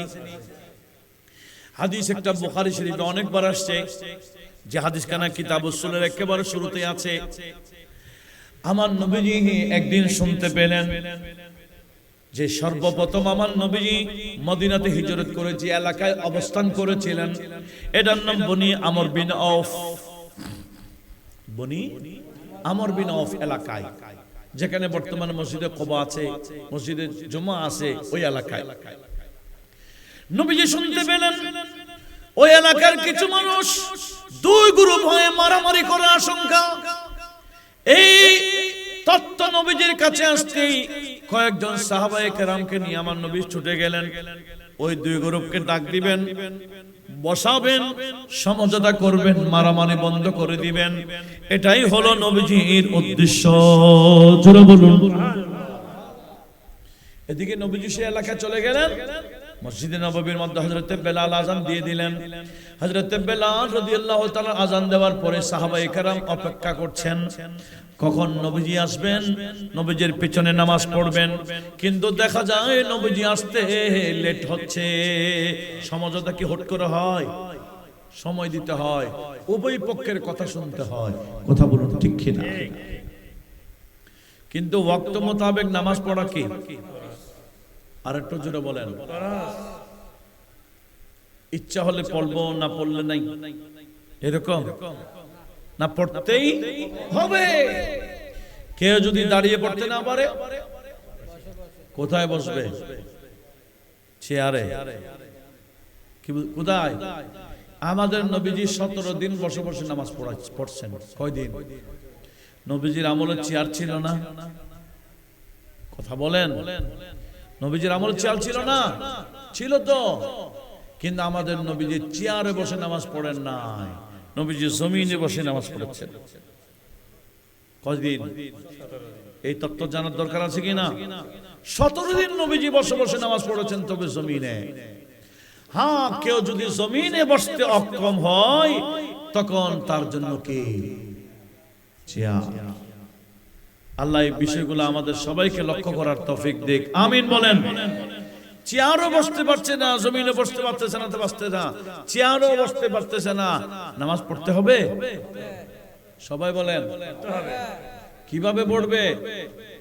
শুয়ে শুয়ে শুয়ে পড়ার, শুয়ে পড়ার শুয়ে পড়ার দুইটা পদ্ধতি আছে। কয়টা? দুইটা। একটা হলো সরাসরি পা চেহারা কাবার দিকে, পাও কাবার দিকে। আর একটা হলো আমরা মুখটা কাবার দিকে করব, পাশে শুইব। পাশের উপর, যেমন আমরা এখন বর্তমানে উত্তর দিকে যদি আমরা মুখ চেহারা দিই, পাশের উপর শুইলে মুখ কোন দিকে হবে? কাবার দিকে হবে না? এইরকমও নামাজ পড়া যাবে শুয়ে শুয়ে, অথবা সরাসরি পা মুখ সব একদিকে কাবার দিকে করে দিলাম, এটাও ঠিক আছে। তাহলে কেউ যদি বসে নামাজ পড়তে না পারে, কি শুয়ে হলো নামাজ পড়া লাগবে? নামাজ মাপ নাই। আল্লাহ সবাইকে নামাজ হিসেবে কবুল করুন। শুধু নিজে নামাজ পড়লে হবে না, সবাইকে নামাজি বানাইতে হবে। ছেলে মেয়েদেরকে নামাজি বানানোর দায়িত্ব কার? আপনারা কি আমার কথায় কষ্ট পাচ্ছেন মনে হয়? হ্যাঁ, আওয়াজ তো হচ্ছে না। ছেলে মেয়েরা নামাজ পড়বে, এদেরকে নামাজি বানাইবে কে? মা বাবা। কি বুড়া হওয়ার পরে, বয়স্ক হওয়ার পরে? বয়স্ক হওয়ার পরে নামাজি আর বানাইতে পারবেন না। যুবক হয়ে গেলে নামাজি আর বানাইতে পারবেন না। নামাজি বানাইতে হবে ছোটকাল থেকে। কোন মেয়েকে পর্দাশীল বানাইতে পারবেন না বিয়ের পরে। পর্দাশীল বিয়ের আগে থেকে, ছোটকাল থেকে পর্দাশীল এর অভ্যাস করতেই হবে, একটা পরিবেশ দিতে হবে। তখন পর্দা করা তার জন্য এক স্বাভাবিক ড্রেস হবে। কথা বলুন ঠিক কিনা? যা শিখাইতে হবে ছোটবেলায়, আদব শিখাবেন ছোটবেলায়, কোরআন শিখাবেন ছোটবেলায়, নামাজ শিখাবেন ছোটবেলায়, পর্দা শিখাবেন ছোট থেকে। এইভাবে যখন তরবিয়ত দিবেন, শিক্ষা দিবেন, তখন ওই নামাজি হিসেবে, কালামী হিসেবে, আব্দে সালেহ হিসেবে ওই ছেলে মেয়েকে গঠন করা দায়িত্ব কিন্তু আপনার আমার। একটু জোরে বলুন না সুবহানাল্লাহ। এখন কে কাকে নামাজি বানাইবে? যে মা বাবা নামাজি বানাবে ছেলে মেয়েকে, মা বাবাও তো বলে না। এটা কি অবাস্তব না বাস্তব? যে ছেলে মেয়েকে নামাজি বানাবে সে নিজে তো নামাজ পড়ে না। ফজরের নামাজ পড়া কি? একটু জোরে বলেন। কি সূর্য ওঠার পরে না আগে? তো সূর্য ওঠার আগে ফজরের নামাজটা টাইমে টাইমে পড়ে কয়জন আছে? শতকরা 20 জন পাওয়া যাবে। শতকরা 20 জন নাই? হ্যাঁ, বাকি 80% কি? বাজমাত ঘুম। বাজমাত কি? সকালবেলা ঘুম। উঠে কখন? সূর্য ওঠার অনেক পর। এই যদি আমাদের মুসলমানদের চরিত্র হয়, ওই ফজরের আগে নামাজটা পড়বে কে? এটা তো ফরজ ছিল। এটা কি ছিল? ফরজ। নামাজের জন্য ওঠা যেভাবে ফরজ, আর বাকি সদস্যদেরকে ওটাই দেওয়া ফরজ। আমি যেভাবে নামাজ পড়া আমার উপর ফরজ, ছেলে মেয়েদেরকে নামাজি বানানো আমার উপর ফরজ। জোরে বলুন। এই ফরজ যদি আমরা দায়িত্ববান হয়, তখন শান্তিতে এসে যাবে। আমরা নামাজি 1 মাসের, 5 ওয়াক্ত নামাজ পড়ি কোন মাসে? রমজান মাসে। যতদিন আমাদের 1 মাস আমাদেরকে সুঙ্গাই বদল করে। 1 মাস আমরা কোথায় থাকি? সুঙ্গাই, সোজা থাকি, টাইমে টাইমে নামাজ পড়ে ফেলি, কোরআন শরীফও পড়ি। কয় মাস শেষ? আর রমজানও শেষ, মসজিদে নাই, কোরআনও নাই। এটা কি সুন্দর? না।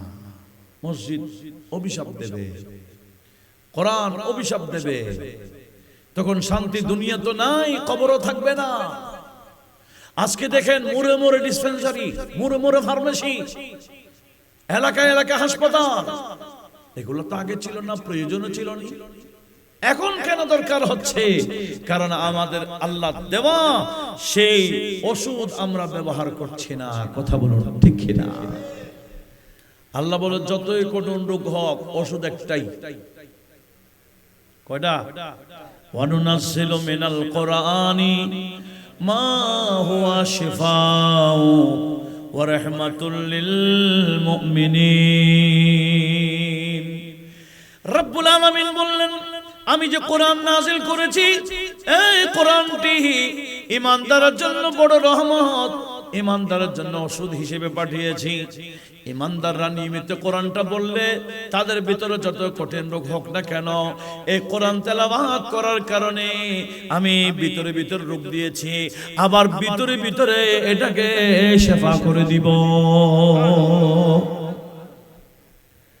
এখন কোরআন তেলাওয়াত নাই, যার কারণে কোথায় দৌড়তে হচ্ছে? ডাক্তারের দোকানে। আমরা লাঞ্ছিত হচ্ছি। এই যে গোটা বিশ্বব্যাপী মুসলমান মার খাচ্ছে কোরআন ছেড়ে দেওয়ার কারণে। কথা বলুন ঠিক। ডক্টর ইকবাল এই কথাকে আফসোস করে বলেছেন, वो जमाने में मुआज़्ज़ज़ थे मुसलमान होकर, वो जमाने में मुआज़्ज़ज़ थे मुसलमान होकर, आज हम खार हुए तारिक कुरआन होकर, आज हम खार हुए तारिक कुरआन होकर। সেই জমানা মুসলমান কোরআন পড়েছিল, বিশেষ করে ফজরের নামাজের পর। ফজরের ইন্না কোরআন আল ফাজরি কানা মাশহুদা, ফজরের নামাজের পর কোরআন পড়লে এটা আল্লাহর দরবারে ফেরেশতারা সাক্ষী দেয়। একটু জোরে বলুন কেন? ফজরের নামাজের সময় দিনের ফেরেশতারাও থাকে, রাতের ফেরেশতারাও থাকে। ফজরের নামাজের পর বান্দা যখন কোরআন নিয়ে পড়ে, তখন উভয় দল, দিনের ফেরেশতারা রাতের ফেরেশতারা আল্লাহকে গিয়ে বলে, খোদা তোমার বান্দাদেরকে তো তোমার কালাম পড়তে দেখেছি। এটাই সাক্ষী দেয়। এই কথা আমার আল্লাহ বলছেন কি, ইন্না কোরআনাল ফাজরি কানা মাশহুদা, ফজরের নামাজের পরে কোরআনের তেলাওয়াত এটা আল্লাহর দরবারে সাক্ষী দেওয়া হয়। জোরে বলুন সুবহানাল্লাহ। এক সময় মুসলমানের বাচ্চারা বুকে কোরআন নিয়ে মক্তবে চলে গেছে ভোরে ভোরে। আর এই দৃশ্য যখন ইহুদি নাসারারা দেখলো, বলে মুসলমানের বাচ্চারা সকাল বেলায় কোরআন নিয়ে মক্তবে যায়, যে কোনো উপায়ে একটা এমন পদ্ধতি বের করতে হবে মুসলমানের বাচ্চারা যাতে কোরআন বন্ধ করে দিয়ে আমাদের দিকে চলে আসে। যখন ইহুদি নাসারারা মুসলমান ছেলেরা যে সময় কোরআন পড়তে যায়, ইহুদি নাসারারা ষড়যন্ত্র করে ওই সময় ইংরেজি শিক্ষার নামে কেজি স্কুল খুলে দিল, কিন্ডারগার্টেন খুলে দিল। কোন টাইমে? মক্তবের টাইমে। মক্তবের টাইমে কেন খুললা? তুমি 9টা বাজে খুললে সমস্যা কি? বলে না, 9টা বাজে খুললে তো আমার উদ্দেশ্য হাসিল হবে না। আমাদের উদ্দেশ্য ইংরেজি শিখাবার নামে কোরআন বন্ধ করে দেওয়া। মুসলমান তাদের জালের মধ্যে ফেসে গেল। অবাস্তব না বাস্তব? আপনার অনেক ছেলে এমনও পাবেন ব্যারিস্টার হয়ে গেছে, ডক্টর হয়ে গেছে, ডাক্তার হয়ে গেছে, ইঞ্জিনিয়ার হয়ে গেছে, এই হয়ে গেছে, সে হয়ে গেছে, কত না কিছু হয়ে গেল, কোরআন সামনে দিলে আর পড়তে পারে না। ঠিক নাই? মা বাবা মারা গেলে লয়ারের যত বিধানের ধারার কিতাব আছে সব কিতাব তেলাওয়াত করলে কি লাভ হবে বলেন? হ্যাঁ, লাভ হবে। কবরের পারে গিয়ে পড়তে হবে কোনটা? কোরআন। এই যে ছেলে মেয়েরা যে কোরআন জানে না, দোষ কার? ওই মা বাবা। সেই কারণে ছেলে মেয়েদের অন্যতম হক হলো কোরআন শিক্ষা দেওয়া। ছেলে মেয়েদের অন্যতম হক হলো তাদেরকে নামাজি বানিয়ে দেওয়া, ছেলে মেয়েদের অন্যতম হক হলো আদববান করা, ছেলে মেয়েদের হক হলো তাদেরকে দিনদার হিসেবে গঠন করা। এইভাবে যখন গঠন করে না, ছেলে মেয়েদের হক যখন মা বাবা নষ্ট করে, ওই ছেলেরা বড় হওয়ার পরে মা বাবাকে বৃদ্ধাশ্রমে ঢুকাই দেয়। ঢুকাবে না কেন? আপনি তো তাদের হক আদায় করেন নাই, এখন কেন তারা আপনার হক আদায় করবে? আপনি যদি তাদের হক আদায় করতেন, এই ছেলে মেয়েরা বড় হওয়ার পরে আপনি মা বাবার কদম ছুঁয়ে থাকতো। কথা বলুন ঠিক কিনা? আজকের এই মুসলমান দেখেন, আমরা এমনি নামে মুসলমান হয়ে আছি, নাই কোরআন তেলাওয়াত, নাই কালামে পাকের তেলাওয়াত, না আমরা দিনদার পরহেজগারিতে আছি। ইহুদি নাসারার ষড়যন্ত্রের মধ্যে আমরা ফেসে গেলাম। ইহুদি নাসারার অনুসরণে আমরা চললে অহংকার বোধ করি। আমাদের ভাইয়েরা, নওজওয়ান ভাইয়েরা, এই নওজওয়ান ভাইয়েরা মাহফিলটা করে না, অনেক যুবক ভাইয়েরা জিন্সের প্যান্ট পরে শুধু গিরার নিচে না, ক্যাশের নিচে ঢুকাই দেয়, অর্ধেক ছিঁড়ে যায়, বলে যাক এটার নাম ফ্যাশন। আমাদের ধর্মের মধ্যে গিরার নিচে কাপড় পরার অনুমতি আছে? আর মা বোনরা ঘর থেকে বের হলে গিরা না, শুধু সব ডেকে পাঁচও ডেকে বের হইতে হবে। সেই জায়গায় মুসলমানদের মেয়েরা এমন এমন ঢোলা ঢোলা প্যান্ট পরে, যেগুলা বাতাস আসলে আরো উপরে উঠাই দেয়। এটা কি অবাস্তব না বাস্তব?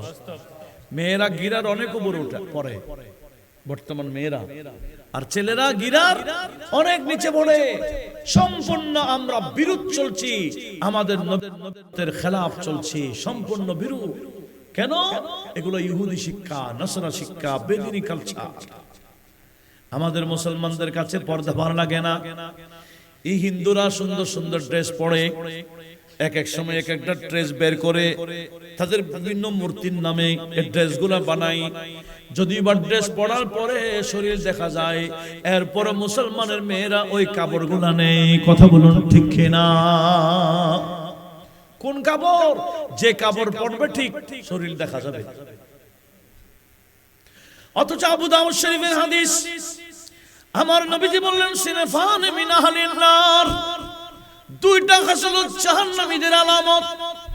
একটি খাসলত পুরুষের, আরেকটি খাসলত নারীদের। পুরুষদের খাসলত কি? আমার নবীজি বললেন, উম্মত শোনো শোনো, এমন কিছু পুরুষ দেখা যাবে, ফি আইদিহিম সাওতুন কাআদনাবিল বাকারা, পুরুষদের হাতে গরুর লেজের মতো লম্বা লম্বা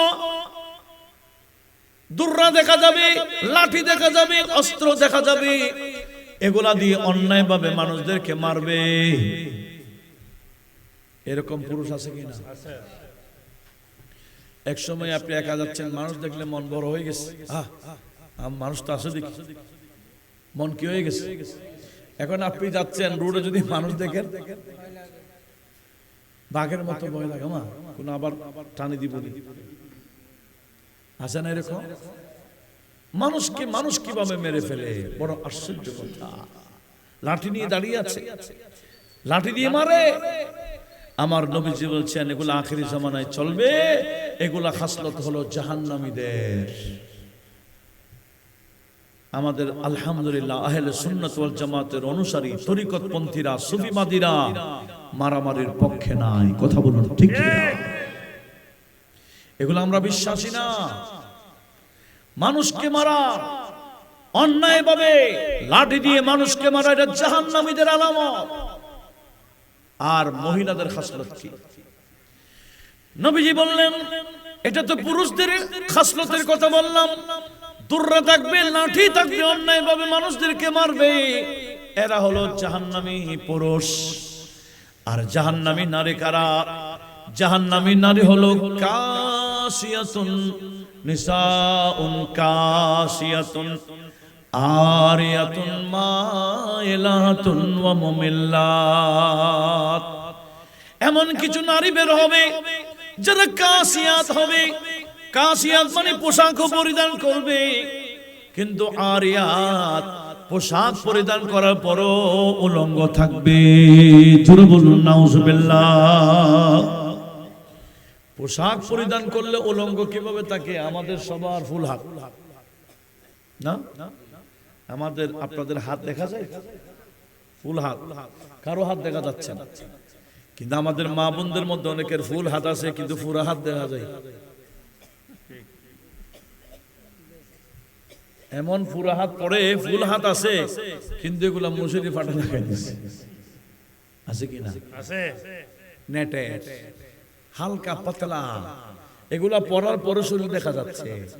এই কথা বলেছেন নবীজি। হ্যাঁ, আখেরি জামানা এমন কিছু নারী দেখা যাবে, এরা পোশাক পরবে ঠিক, কিন্তু পোশাক পরিধান করার পরে শরীর দেখা যাবে, এরা হলো জাহান্নামী নারী। বড় আওয়াজে বলুন না নাউজুবিল্লাহ। তাহলে এদেরকে গাইড করার জিম্মাদারি কি আমাদের নাই? হ্যাঁ, এরকম কাপড় পরিধান করার থেকে বারণ করা, নিষেধ করা, বিরত রাখা, এটা আমাদের দায়িত্ব এবং জিম্মাদারি। কয়জন আদায় করেছি জিম্মাদারি? যে মেয়েদেরকে জিন্সের প্যান্ট এবং গেঞ্জি পরায় ছোটকাল থেকে। জিন্সের প্যান্ট গেঞ্জি কি মেয়েদের ড্রেস? কথা বলেন, এটা কি মেয়েদের ড্রেস না পুরুষের? তো পুরুষের ড্রেসগুলো মেয়েদেরকে ছোটকাল থেকে পড়াবে কেন? পড়াচ্ছে কারা? কিনছে কারা? মা বাবা স্ট্যান্ডার্ড করাচ্ছে মেয়েদেরকে। আধুনিকতার ছোঁয়ার নামে, আধুনিকতার নামে ইসলামের বাউন্ডারির বাইরে চলে যাচ্ছে, জাহান্নামের পথ ধরায় দিচ্ছে। আল্লাহ এই মুসলিম মিল্লাতকে বোঝার তৌফিক দিক, আমিন বলেন। কষ্ট পাচ্ছেন নাকি? এগুলা ওয়াজ হচ্ছে, ওয়াজ। এই ওয়াজ যদি আমরা আমল করতে পারি ইনশাআল্লাহ আমরা কামিয়াব হব, ইনশাআল্লাহ বলেন। একটু দরুদ শরীফ পড়তে হবে না বড় আওয়াজে? আল্লাহুম্মা সাল্লি আলা সাইয়্যিদিনা মুহাম্মদ নবিয়িনা শফি'না মাওলানা মুহাম্মদ। আর জোরে আল্লাহুম্মা সাল্লি আলা সাইয়্যিদিনা মুহাম্মদ নবিয়িনা শফি'না মাওলানা মুহাম্মদ। वो हबीब किबरिया है रहमतुल लिल आलमीन, वो हबीब किबरिया है रहमतुल लिल आलमीन। लुत्फ फरमाते हैं सब पर ये है पहचाने रसूल। अल्लाहुम्मा सय्यिदिना मुहम्मद नबीना शफीअना। जान तुझ में आएगी बेजान पढ़ना ते नबी, बेजान तुझ में आएगी बेजान पढ़ना ते नबी। हक ताला खुद ही पढ़ता ना ते दर्शने रसूल। अल्लाहुम्मा जुरे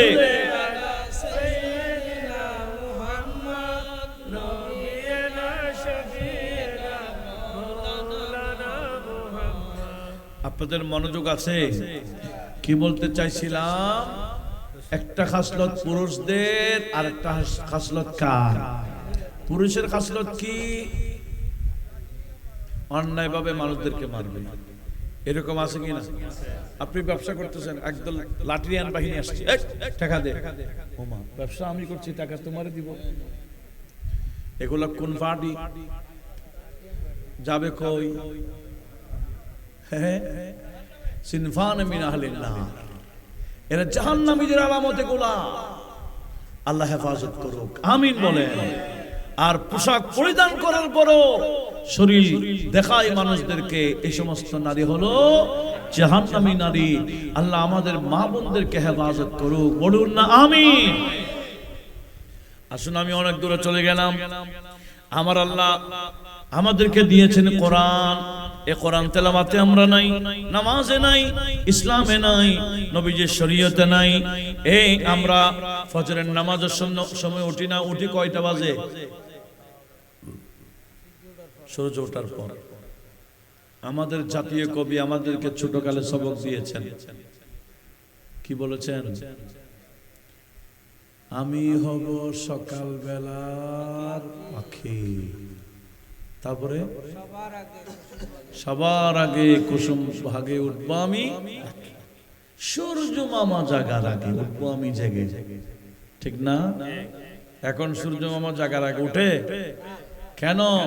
সূর্য মামা জাগার আগে উঠে যাওয়া কি ফরজ, উঠতেই হবে।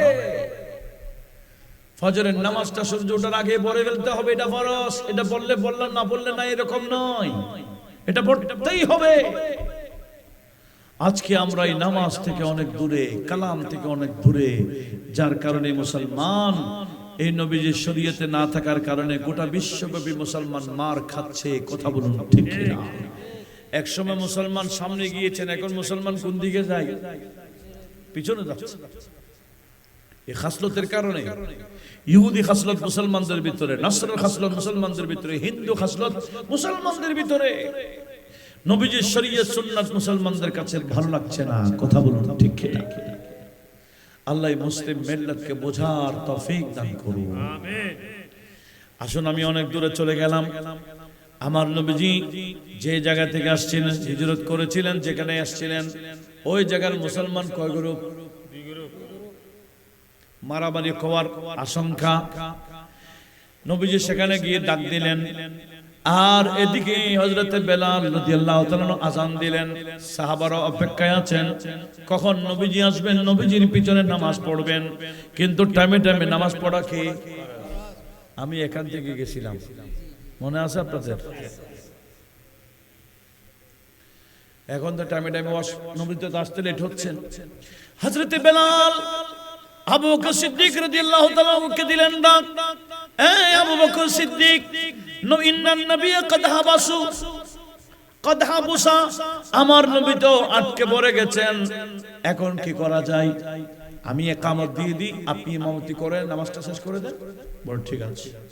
হযরতে বেলাল ইকামত দিয়ে দিলেন। সিদ্দিক আকবর রাদিয়াল্লাহু তাআলা ইমাম হয়ে গেলেন, সাহাবারা মুক্তাদি হয়ে গেলেন, মসজিদ ভরপুর। আপনাদের মনোযোগ আছে? একটা মাসালা বলেন। মসজিদ ভরপুর, আপনাদের এলাকার নেতা সাহেব আসছেন, নেতা সাহেব,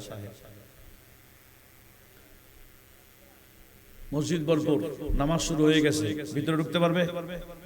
হ্যাঁ, প্রথম কাতারে পীর সাহেব আসছে, প্রধানমন্ত্রী আসছে, প্রেসিডেন্ট আসছে, কারো অনুমতি নাই নামাজ অবস্থায় টপকিয়ে একটার পর একটা অতিক্রম করে প্রথম কাতারে যাওয়া। কথা বলুন ঠিক না? কিন্তু হাদিস বুখারী, লক্ষ্য করুন নবীজি কি করলেন, সমঝোতা শেষ করে মসজিদে নববীর মধ্যে এসে গেলেন, দেখলেন জামাত শুরু হয়ে গেল। সিদ্দিক আকবর ইমাম, সাহাবায়ে কেরাম মসজিদ ভরপুর করে নিয়েছেন, আর আমাদের নবীজি যেখানে জায়গা পাইছেন সেখানে দাঁড়ান নাই। ثم جاء النبي صلى الله عليه وسلم يمشي في الصفوف حتى قام في الصف الأول। জোরে বলুন। নবীজি এসে দেখলেন মসজিদ ভরপুর, যেখানে জায়গা পাইছেন সেখানে দাঁড়ান নাই, আর যেখানে জায়গা পাইবো সেখানে দাঁড়ানো, এটা মাসালা আমার, এটা নবীজির মাসআলা না। আমার নবীজি কি করলেন, এই কাতার একটার পর একটা অতিক্রম করে করে প্রথম কাতারে গিয়ে সিদ্দিক আকবরের পিছনে দাঁড়ায় গেলেন। জোরে বলুন সুবহানাল্লাহ। এটা আর কেউ করতে পারবে? সিদ্দিক আকবর কোন দিকে? সামনে। ঘটনা কোন দিকে? পেছনে। উনি নামাজ পড়াইতে আসে, কিন্তু যাদের সামনে নবীজি হেঁটে হেঁটে গেলেন এরা তো নবীজিকে দেখেছেন, কিন্তু বলতে পারতেছে ইয়া আবু বকর কাদ জান নবী, এ আবু বকর নবী তো এসে গেলেন, বলতে পারতেছে কেন? নামাজ চলছে। তো আবু বকর সিদ্দিককে কিভাবে বোঝাবে পিছনে যে নবীজি দাঁড়িয়ে আছেন? কিছু না কিছু তো করতে হবে। ফাখাযান নাসু বিতাসদিক, কয়েকজন সাহাবা হাতের মধ্যে হাত মারতেছেন, সিদ্দিক আকবরকে বুঝাইতে যাচ্ছেন, হে আবু বকর কিসের ইমাম? ইমামুল আম্বিয়া তো পিছনে দাঁড়িয়ে আছে। এটা মুখে বলতে পারতেছে না। কয়েকজন যখন করলেন হাতের উপর হাত মারছেন, সিদ্দিক আকবর খেয়াল করতেছেন না, নামাজ পড়াইতে আছে। হাত্তা আকসারু, এবার দেখা যায় অনেক সাহাবা যারা এই নবীকে দেখেছেন, নবীজি আসতে দেখেছেন, এরা সবাই হাত মারতেছে। আওয়াজ যখন বড় হয়ে গেল, সিদ্দিক আকবর এরকম পিছনে দেখতেছেন, ঘটনা কি দেখতেছে, কাঁধের দিয়ে দেখুন পিছনে দেখতে দৃষ্টি চলে গেল যে নবীজি কাতারে দাঁড়িয়ে আছে। তখন সিদ্দিক আকবর বুঝতে পারছেন এরা তাসবিহ করেছে, নবীজি আসছে এটা বোঝানোর জন্য। তো সিদ্দিক আকবর নামাজ পড়াচ্ছেন ইমাম। এনারা তো কিতাবের মধ্যে লিখে দিয়েছেন নামাজের নবীকে সম্মান করলে শিরক। এখন সিদ্দিক আকবর কি করছেন? নামাজরত অবস্থায় রাজা আল কাহকারী সিদ্দিক আকবর পিছনে হাঁটা শুরু করলেন। কেন? ইমামতির জায়গা ছেড়ে কাতারে এসে যাবে, ইমামুল আম্বিয়াকে নামাজ অবস্থায় সম্মান করে ইমাম বানাইবার জন্য।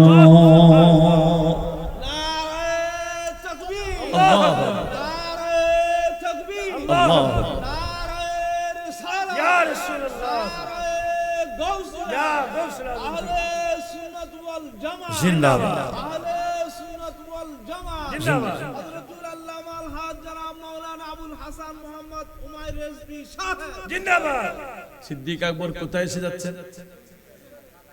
কাতারে চলে আসতেছেন। নামাজ ছেড়েন, নামাজের অবস্থায় নবীজি ইশারা করে দিলেন চালাই যাও, ইশারা। সিদ্দিক আকবর ইশারা করার পরে, নবীজি ইশারা দেখার পরেও পিছনে এসে গেলেন, নামাজ অবস্থায় নবীকে সম্মান করে ইমাম বানাই দিলেন। এবার নামাজ নবীজি শেষ করলেন। শেষ করার পর সাহাবায়ে কেরামকে মাসালা শিখাচ্ছেন। এই তোমরা তাসবিহ কেন করছো? ইমামকে সতর্ক করতে গেলে পুরুষেরা তো এরকম করে না, এগুলো তো মহিলারাই করে। কারণ নবীজির পিছনে তখন মহিলারাও পড়তেন নামাজ। নবীজি বললেন আত-তাসবিহু লিন-নিসা। কোন মহিলা ইমামকে সতর্ক করতে চাইলে তাসবিহ করবে, আর কোন পুরুষ যদি ইমামকে সতর্ক করতে চায় তখন পুরুষরা পিছন থেকে তাসবিহ পাঠ করবে। জোরে বলুন তাসবিহ মানে সুবহানাল্লাহ ডাকি। তাসবিহ কোনটা? সুবহানাল্লাহ। ইমামকে কোন সতর্ক করতে চাইলে পুরুষরা পিছন থেকে কি বলবেন? সুবহানাল্লাহ, সুবহানাল্লাহ, সুবহানাল্লাহ। এটা বলবে। এটাই হলো নামাজের লুকমা দেওয়ার পদ্ধতি। একটু জোরে বলুন সুবহানাল্লাহ। বলে এই কাজটা কে করবে? এখন আর মহিলারা যাইতে পারে না। কেন? ফারুক আজমের আমলে ফিতনা যখন শুরু হয়ে গেল মহিলাদেরকে নিয়ে, বলে আজ থেকে কোনো মহিলা আসতে পারবে না। এটার উপর সমস্ত সাহাবারা ঐক্যমত পোষণ করেছে। সেই থেকে এ পর্যন্ত সাহাবাদের এই কথার উপর এখনো আছে। মা বোনরা মা আয়েশা সিদ্দিকা রাদিয়াল্লাহু তাআলা আনহার কাছে গিয়েছিলেন, হাদিস বুখারীতে। বলে আম্মা জান, নবীজির পিছনে আমরা নামাজ পড়তাম, আপনার আব্বার পিছনে পড়তাম, এতদিন ওমরের পিছনে পড়তাম, কিন্তু এখন হযরত ওমর আমাদেরকে মসজিদে যাইতে দিচ্ছে না, আপনি কিছু বলেন। আম্মা জান আয়েশা সিদ্দিকা বললেন, হে নারী জাতি, বর্তমানে যে ফিতনা দেখা যাচ্ছে, এই ফিতনাটা নবীজি আমলে দেখা গেলে নবীজিও তোমাদেরকে নিষেধ করতেন। সুবহানাল্লাহ বলেন। আজকাল অনেকে কাবিল হয়ে গেছে। কাবিল মহিলাদেরকে কোথায় নিয়ে যাচ্ছে? মসজিদে নিয়ে যাচ্ছে, জুমাতে নিয়ে যাচ্ছে, ঈদগাহে নিয়ে যাচ্ছে। জানা খবর। হ্যাঁ, আল্লাহ সবাইকে বোঝার তৌফিক দিক, আমিন বলেন। আমরা কি সাহাবায়ে কেরাম থেকে বেশি বুঝি? সিদ্দিক আকবর ফারুক আজম চালু করেছেন, মহিলাদেরকে মসজিদে আসতে নিষেধ করেছেন। কেন? আমাদের নবীজি আগে ভাগে বলে দিয়েছেন মহিলাদের জন্য শ্রেষ্ঠ উত্তম নামাজ ঘরের কোণার ভিতরে। যত গোপনে পড়বে তত সওয়াব বেশি হবে। একটু জোরে বলুন। কারা পাবে সওয়াব বেশি? কোথার ভিতরে?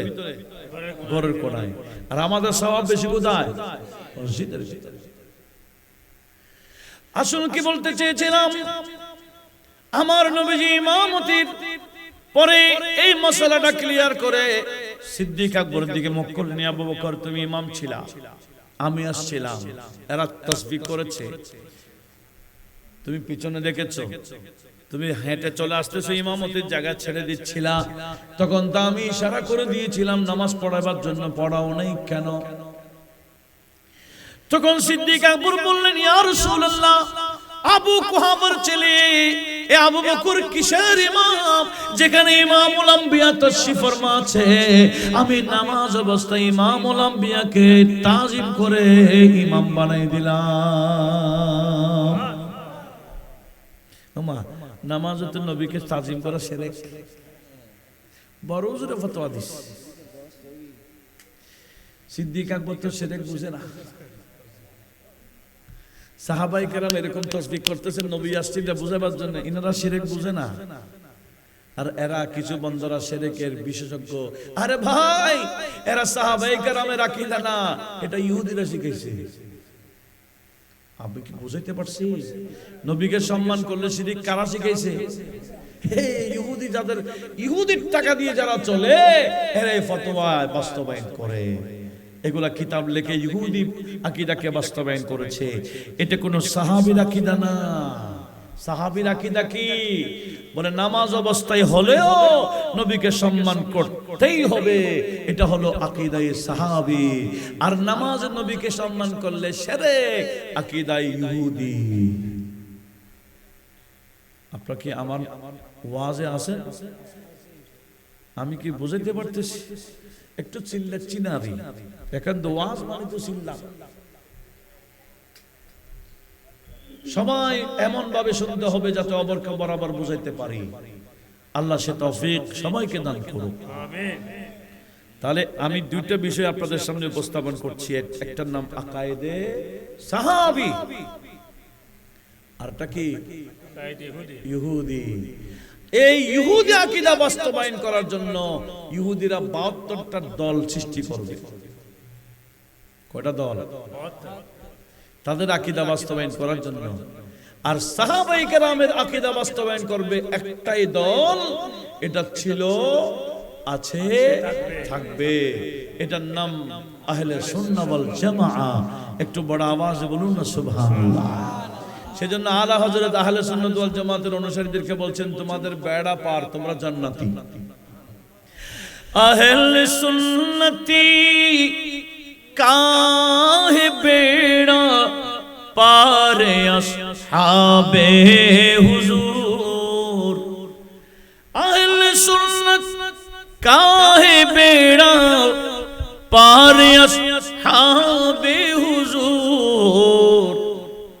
नज्म है और ना वो है इतरत रसूलुल्लाह की, नज्म है और ना वो है सलात नियाज़।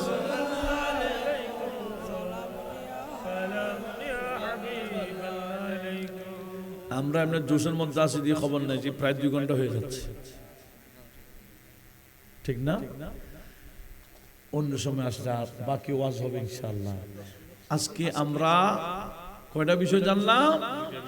একটা হলো সাহাবী আকীদা, আর একটা ইহুদি আকীদা।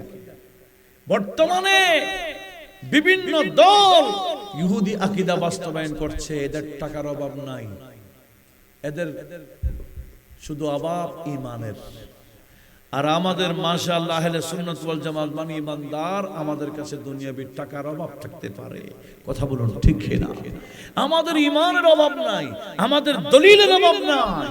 ইলম, আকীদায়, ঈমানে, আমলে, এমন কি ইলম দিয়ে এখনো আহলে সুন্নাত ওয়াল জামাত মজবুত রয়েছে, কথা বলুন ঠিক না? তবে আহলে সুন্নাত ওয়াল জামাতের অনুসারীদের কথা সব সময় কয় এক না দুই। আগে যেটা এখনো 5 তারিখের আগে যেরকম সেরকম। অনেকে 5 তারিখের আগে এক, 5 তারিখের পরে আরেক, এরপরে আবার অন্য মোড় ঘুরে দিতে পারে। আমাদের কথার মোড় করবে না, একটাই, সেটা হলো কি? সেটা হলো আহলে সুন্নাত। দুনিয়াবি কোন স্বার্থের কারণে আমাদের কোন আকীদার পরিবর্তন ঘটে না, আমলেরও পরিবর্তন ঘটে না। আমরা একই আকীদার মধ্যে আছি এবং ইনশাআল্লাহ থাকবো। আল্লাহ আমাদেরকে এই আকীদায় নিয়ে কবরে যাওয়ার তৌফিক দান করুন। চলুন নবীকে একটু সালাম দিই। ইয়া নবী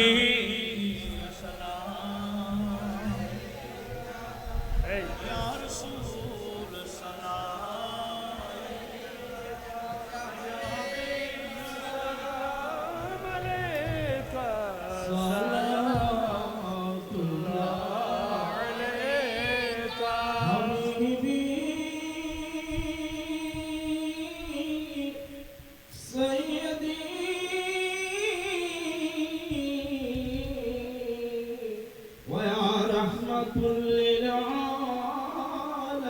आलमीन मेरे आका रोज़ा से पर्दा उठा दो शिकले रानी देखा दो और साथों साथ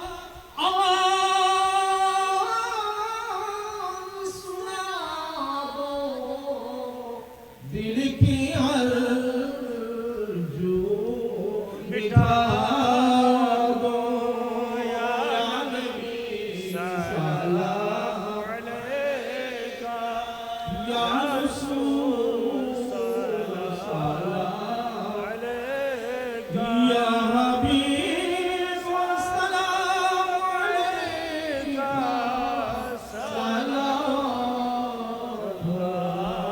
अलैका या नबी सलाम हज़र बार और मोहरा दो शामे गुनेगार और किया से मुदेर दिखाई बार करता रे शुक्र हज़र बार या नबी सलाम अलैका या रसूल सलाम अलैका या हबीब सलाम अलैका सलावतुल्लाह अलैका या नबी मदीनाय नेবেন না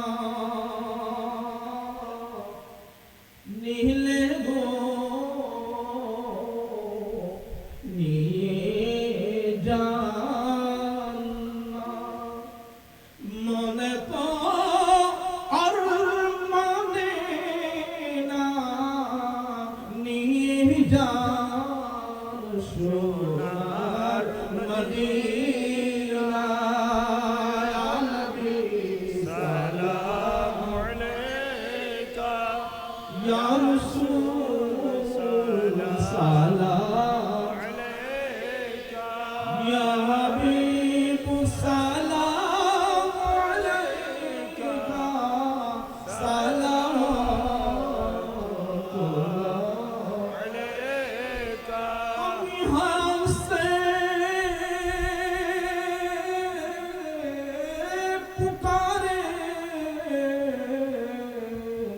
प्यारा का रोज़ा से सुने मुस्तफा की समाअत पहला वो सलाम मुस्तफा पहला वो सलाम शमे बजने हिदायत फैला दो सलाम गौसुल आज़म इमाम का वन्नू का गौसे आज़म इमाम का वन्नू का जलवाए शान कुदरत पहला ओ सलाम मुस्तफा पहला वो सलाम शमे बजने हिदायत पहला दो सलाम ख्वाजाए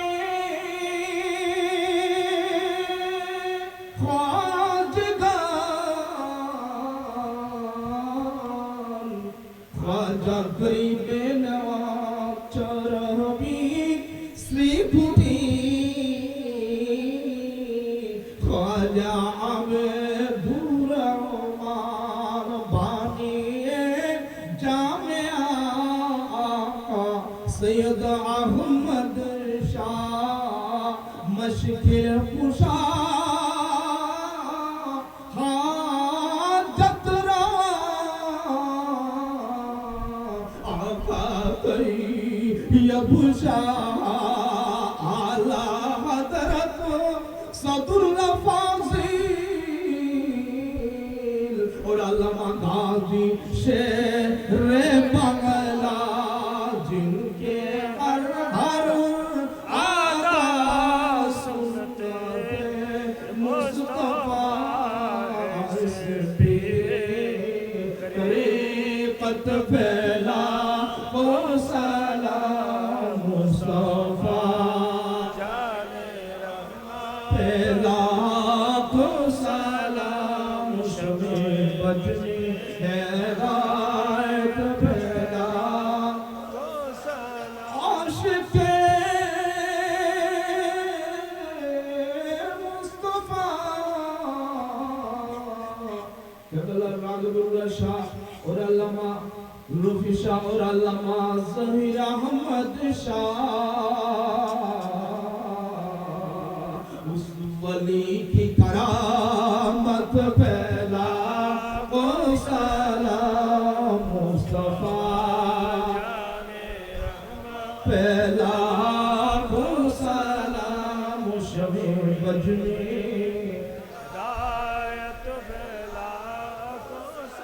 मदीने ने देखा और तो कुछ भी ना देखा हर मोहम्मद को रौज़ा है जन्नत तरफ शाह या इलाही सदक़े ये मिलाद नबी और मिलाद रसूल ए तो आना सलामुना आशिकाना हो कबूल मदीने के चाँद हज़ारों सलाम मदीने के चाँद लाखों सलाम मदीने के चाँद करोड़ों सलाम मदीने के चाँद बेहद सलाम कशफत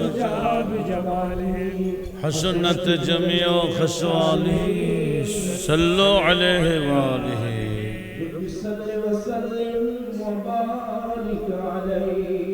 সম্মানিত উপস্থিতি বলেন ইমাম চৌধুরী কেউ দেখছেন আজকে কেউ আজ পর্যন্ত যার যতটুকু বয়স হয়েছে আপনারা কেউ বলতে পারবেন আমার ইমাম চলে গিয়েছে এটা দেখছেন উর্দু চলে গেলে বুঝতে পারি আমি আমার উর্দু চলে গেলে আমি বুঝতে পারবো আমার উর্দু চলে গেলে কিন্তু ইমাম চলে গেলে আমি কিভাবে বুঝবো ঠিক কি না ইমাম চলে যাবে যারা রাসূলের শানে সিদ্দিক আকবরের শানে সিদ্দিকীনদের শানে সালেহীনদের শানে যারা হক কথা বলবে যারা রাসূলের শানে বেয়াদবি করবে তাদের শানে যদি আপনারা বেয়াদবি করেন বিশেষ করে আমার রাসূলের শানে যদি বেয়াদবি করেন আপনার ঈমান চলে গিয়েছে অনেক আগে থেকে আপনি বুঝতে পারবেন ঠিক না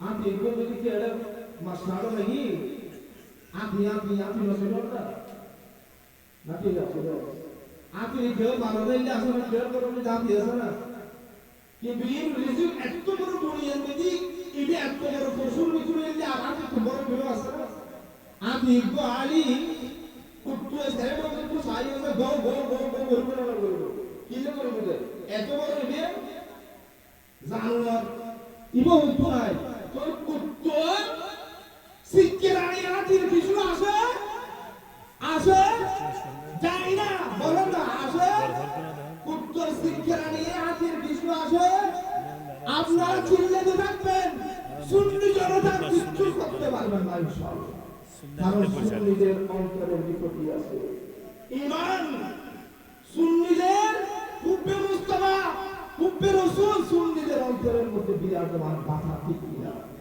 কারণ আপনার চিল্লানি হাতির মতো হাতিকে দেখবেন যে আপনি চিল্লা করবে হাতির কিছু আসে হুজুরের একটা কথা বলবো আমার গাছ বাগান বলি আর মতো রঙ অবশ্যই গাছ বাগান বলি যে দুঃখ গাছ নবী কয়েক হাজার হাজার শত শত গাছ নবী এখন হলো তো লুজের সময় থালি মারি থালি দেখি 5 20 জান কিছু দেওয়া আছে দেখি প্রত্যেক থালি যেটা দিয়ে নেবে বানাবো নাকি না তো দেখি তো এগুলি রুজি কিন্তু এর ভিতরে কতক্ষণ দিয়ে যা বড় হয়ে যায় আর ওকে ব্যাগ হয়ে যায় আর ওকে মন সিল হয়ে যায় আর ওকে মন মরে যায় বাগানের গাছ দেখুন এগুলো কি করে হয় না তো এইলে নয়বো কতক্ষণ দিয়ে দেবো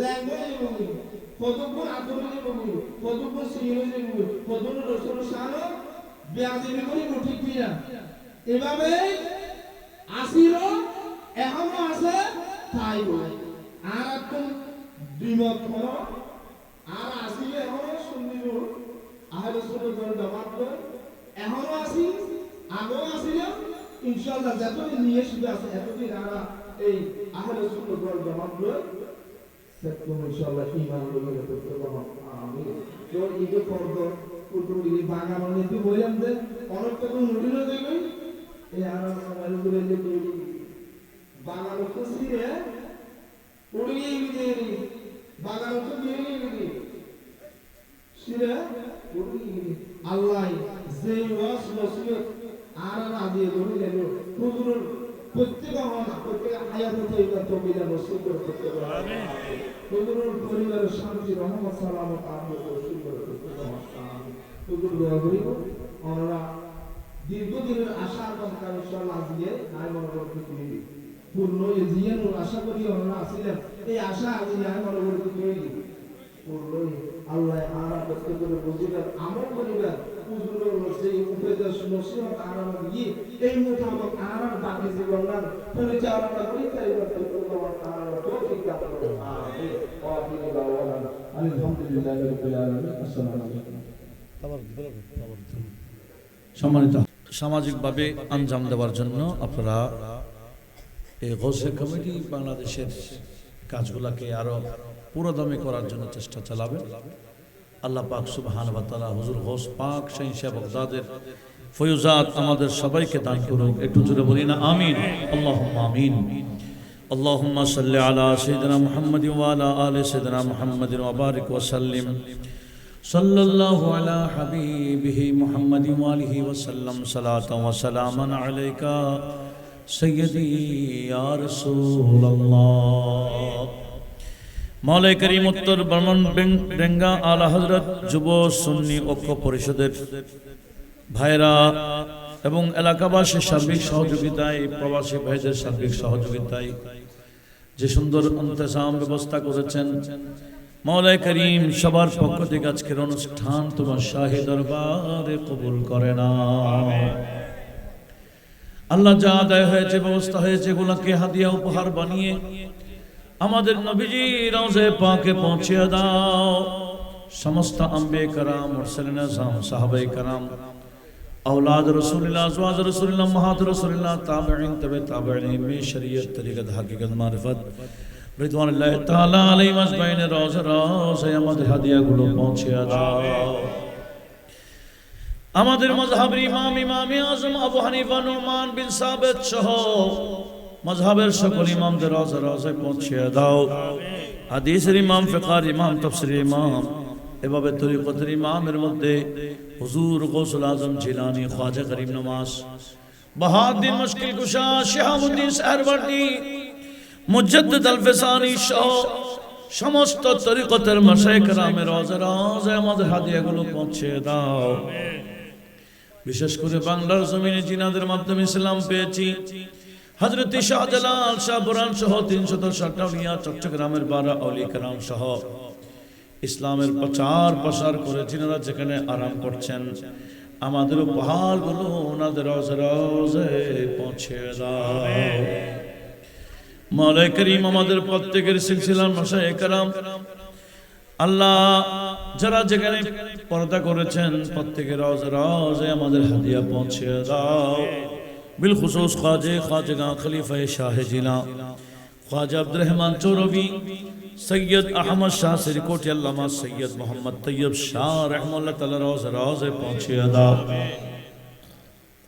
हजरत किबले आलम गौसुल आज़म भंडारी बाबा जान किबला सह ওনাদের যত আওলাদ খুলাফা সব রোজে পৌঁছে দাও। এভাবে আহলে সুন্নাত ওয়াল জামাতের উলামা মাশায়েখ কিতাবুল যারা পর্দা করেছেন, আলা হযরত যার নামে এই যুব সুন্নি পরিষদ ঐক্য পরিষদ, এই আলা হযরতের দরবারে পাকে আমাদের হাদিয়া পৌঁছে দাও। আলা হযরতের সিলসিলা সমস্ত মাশায়েখ কেরামের রোজে পৌঁছে দাও। মৌলাই করিম আল্লাহ আমাদের আব্বার গুরু দিয়ে আম্মার গুরু দিয়ে যারা কবরস্থানে প্রত্যেকের কবরে কবরে হাদিয়া পৌঁছিয়ে জুলমতে কবর, সিদ্দতে কবর, আযাবে কবর ক্ষমা করে দিয়ে কিয়ামত পর্যন্তর জন্য ওনাদের কবরগুলোকে বেহেশতের বাগান বানিয়ে দাও। মাওলা আমরা জবান্তকার কবরে যাওয়ার আগে আমাদের সময়কে প্রস্তুতি নেওয়ার তৌফিক দান করো। আল্লাহ আমাদের দেশকে দেশবাসীর উপর তোমার খাস রহমত নাযিল করো। বিশেষ করে প্রবাসী ভাইরা, মৌলাই করিম প্রবাসী ভাইদেরকে হেফাজত করো, তাদের প্রবাস জীবনকে সুখময় করো। আল্লাহ বিভিন্ন আযাব গজব অ্যাক্সিডেন্ট থেকে প্রবাসী ভাইদেরকে হেফাজত করো। আল্লাহ আমাদের এই এলাকার মধ্যে তোমার খাস রহমত নাযিল করো। এখানে একটা দ্বীনি প্রতিষ্ঠান হয়েছে, নূরানি মাদ্রাসাকে কবুল করো। আগামী আসন্ন 12 তারিখ 11 তারিখ এই মাদ্রাসার সভা হবে। আল্লাহ এটাকে আজীবন শান কামে বিধান করো। মৌলাই করিম কার অন্তরে কি ফরিয়াদ, কি বেদনা, কি দুঃখ তুমি তো ভালোই জানো। অনেক মামুনরা হাত উঠেছেন, আল্লাহ প্রত্যেকের মনের আশাকে পূরণ করে দাও। কারো কোনো সমস্যা থাকলে সমাধান করে দাও। আল্লাহ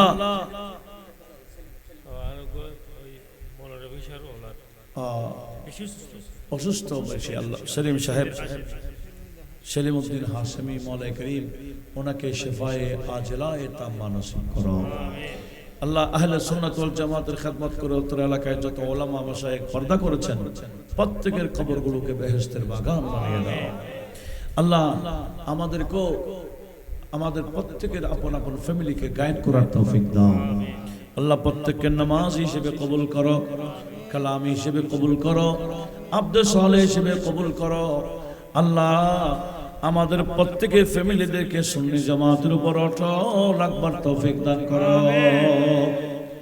আল্লাহ যারা না বুঝে আহলে সুন্নাত ওয়াল জামাত থেকে সরে গিয়েছে, মাওলা তাদেরকে তুমি হেদায়েত দান করো। সুন্নি জামাতে সাহাবাদের এই আকীদার উপর মজবুত থাকার তৌফিক দাও। ইহুদি এই আকীদা থেকে আমাদের দেশকে দেশবাসীকে হেফাজত করো। আল্লাহ এই মাহফিলে যারা যেভাবে শরীক হয়েছেন দেশ থেকে বিদেশ থেকে, আল্লাহ প্রত্যেককে দুনিয়া আখিরাতে উত্তম বদলা দান করো। সাল্লাল্লাহু তাআলা ওয়া সাল্লাম আলা নবিয়্যিল আমিন ওয়া আলা আলিহি ওয়া আসহাবিহি আজমাইন ওয়াজআল আখির কালামিনা ইনদা সাকারাতিল মাউত শাহাদাতান লা ইলাহা ইল্লাল্লাহু মুহাম্মাদুর রাসূলুল্লাহ। আসসালামু আলাইকুম।